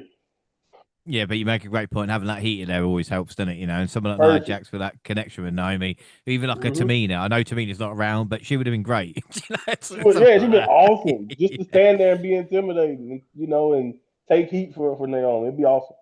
Exactly. I will say as well, just want to go back to that Dom AJ match. I think if Dom retains now, have AJ win in France because we know the reception that he They got in love France her. against Cody. Fuck me, that would be brilliant. All right, so one last prediction to do, then it is the main event of night two, undisputed WWE Championship street fight, John Cena versus Cody Rhodes and Jaxie. Start us off. This is so difficult because I feel like it could go either way. Like they've done, enough build up for that, but it's like uh, ultimately, I don't know.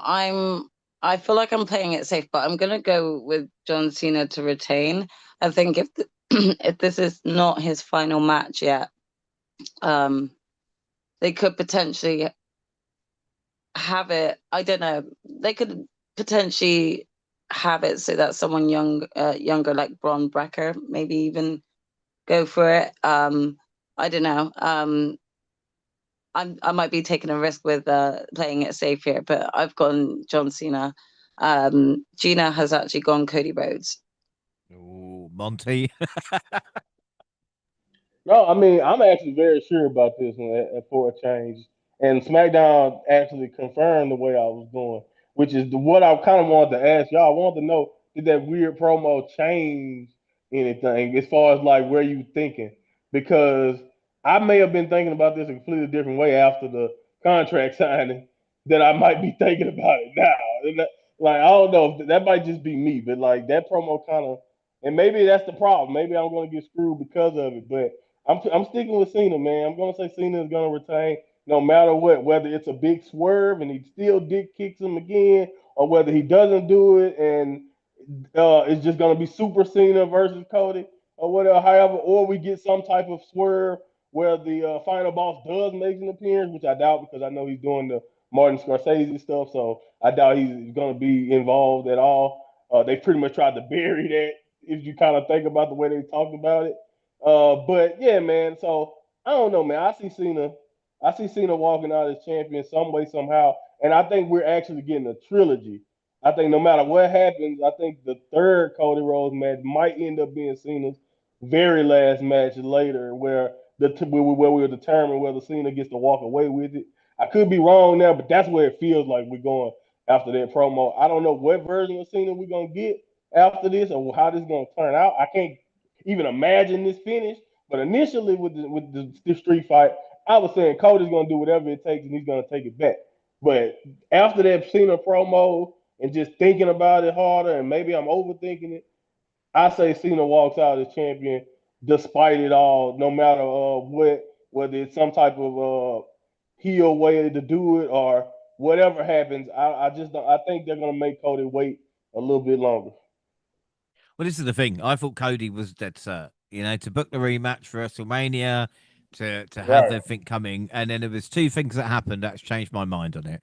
One of them was a promo on SmackDown, and one of them is just looking at John Cena's dates and what he has left, and Mm-hmm. he's booked solid from after SummerSlam up until Clash in Paris on every Raw and every SmackDown, which makes me think Think he's going to about be it. a pretty big part of it if he's Right. going to, you know what I mean? You know, if he's going to be booked on all of them, and then there's a bit of a gap in between, you know, where, you know, obviously October, and then I think Survivor Series appearance, and then obviously his last match.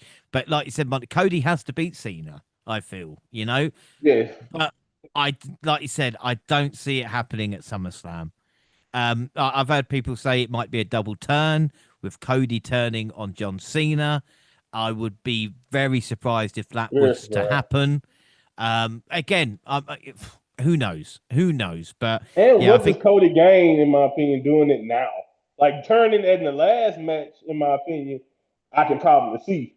But now, I don't know. It just, I don't know. To me, I don't know how much Cody turning heel now makes sense to me. But maybe I'm looking at it a little too deeply, but I don't know. That's my only thing about it now is like I don't know if you turn Cody yet. I think he needs to be pushed there, and I don't know if they've done enough quite yet to push him there, but I could be wrong. yeah, it'd be interesting to see what they do. Cody loses, and then you know what is the story after? Does he go away and then come back and wants another Yeah, title shot again? Do you know what I mean? So they I are. think that's a It's a more compelling way for him to turn anyway, too, for him to fail again, in my opinion. Well, this is the thing with Cena losing. It's like, and then turning face. It's like, oh, I had everything, and now I haven't. I'll come back to you guys. Do you know what I mean? Like, at least Right. what he did on SmackDown made a little bit of sense. Because again, the old John Cena versus Cody Rhodes 1-on-1 with Cena winning. You know, and Cody being like, look, you were the better man, being the old John Cena. Mm-hmm. But again, I just don't know. Like, I'll go Cena at this moment in time, but who knows? You know, like I said, I've Who knows? Cena's got a little bit more on him, but you know, but I think that's it. So we're wow, just over 10 minutes away from SummerSlam, and that is it. I think we've done pretty well there to cover everything and do predictions. Jax, are you happy? All happy, ready There we to go. go. That's all that matters. But let's take this home then. That is it. Don't forget, we're across all social media, X at the Dublin Podcast. I'm at the Dublin Pod James. You can find the entire Dublin team on the banner. Also now on Blue Sky, Dublin Podcast, and Reddit. Monty, where can people find and follow you? They can find me at my Monty Pod on X, and I just want to let y'all know that there was a study done on X saying that almost 76% of users on X right now or Twitter are bots. So you might be arguing with a bot. I'm done arguing with you idiots. That's all I'm saying. That's all that shows me. Whether you real or not, I'm done arguing with you because I ain't finna be out here arguing with AI. Yeah, that's true. Jaxie? You can find me on Twitter and Twitch at Jaxie Scarlett. Perfect. The Double North on Facebook and Instagram. Send us an email at doublepodcast@gmail.com and YouTube Double Podcast. At the same time, we usually do SoundCloud on your phone, also Spotify and iTunes, where you can download, subscribe, rate, and review there. Our next episode is a SummerSlam review, and we'll let you know when we do it, all right? We ain't going to be dictated by the listeners, all right? If we want to do it next week, we will. If we want to do it 2 weeks' time, we will, all right? It's down to us. Sorry to be so aggressive. Until then, I've been James Rowlands, and I was joined by the fantastic Jaxie Scarlett. Jaxie, all sincerity, I hope you don't win SummerSlam. I mean, I actually hope I do, and that you fail completely. So let's go. Yeah, we've gone near enough the same. So if we can both lose, that'd be great. And of course, the mind of Monty. Monty, I know you're on top of the mountain, just looking down at us mere peasants. Yep, I still am. And now, since Bronson Reed did it, I'm taking everybody's trainers, sneakers, whatever you want to call them. I'm taking them. Yeah, you're going to take that.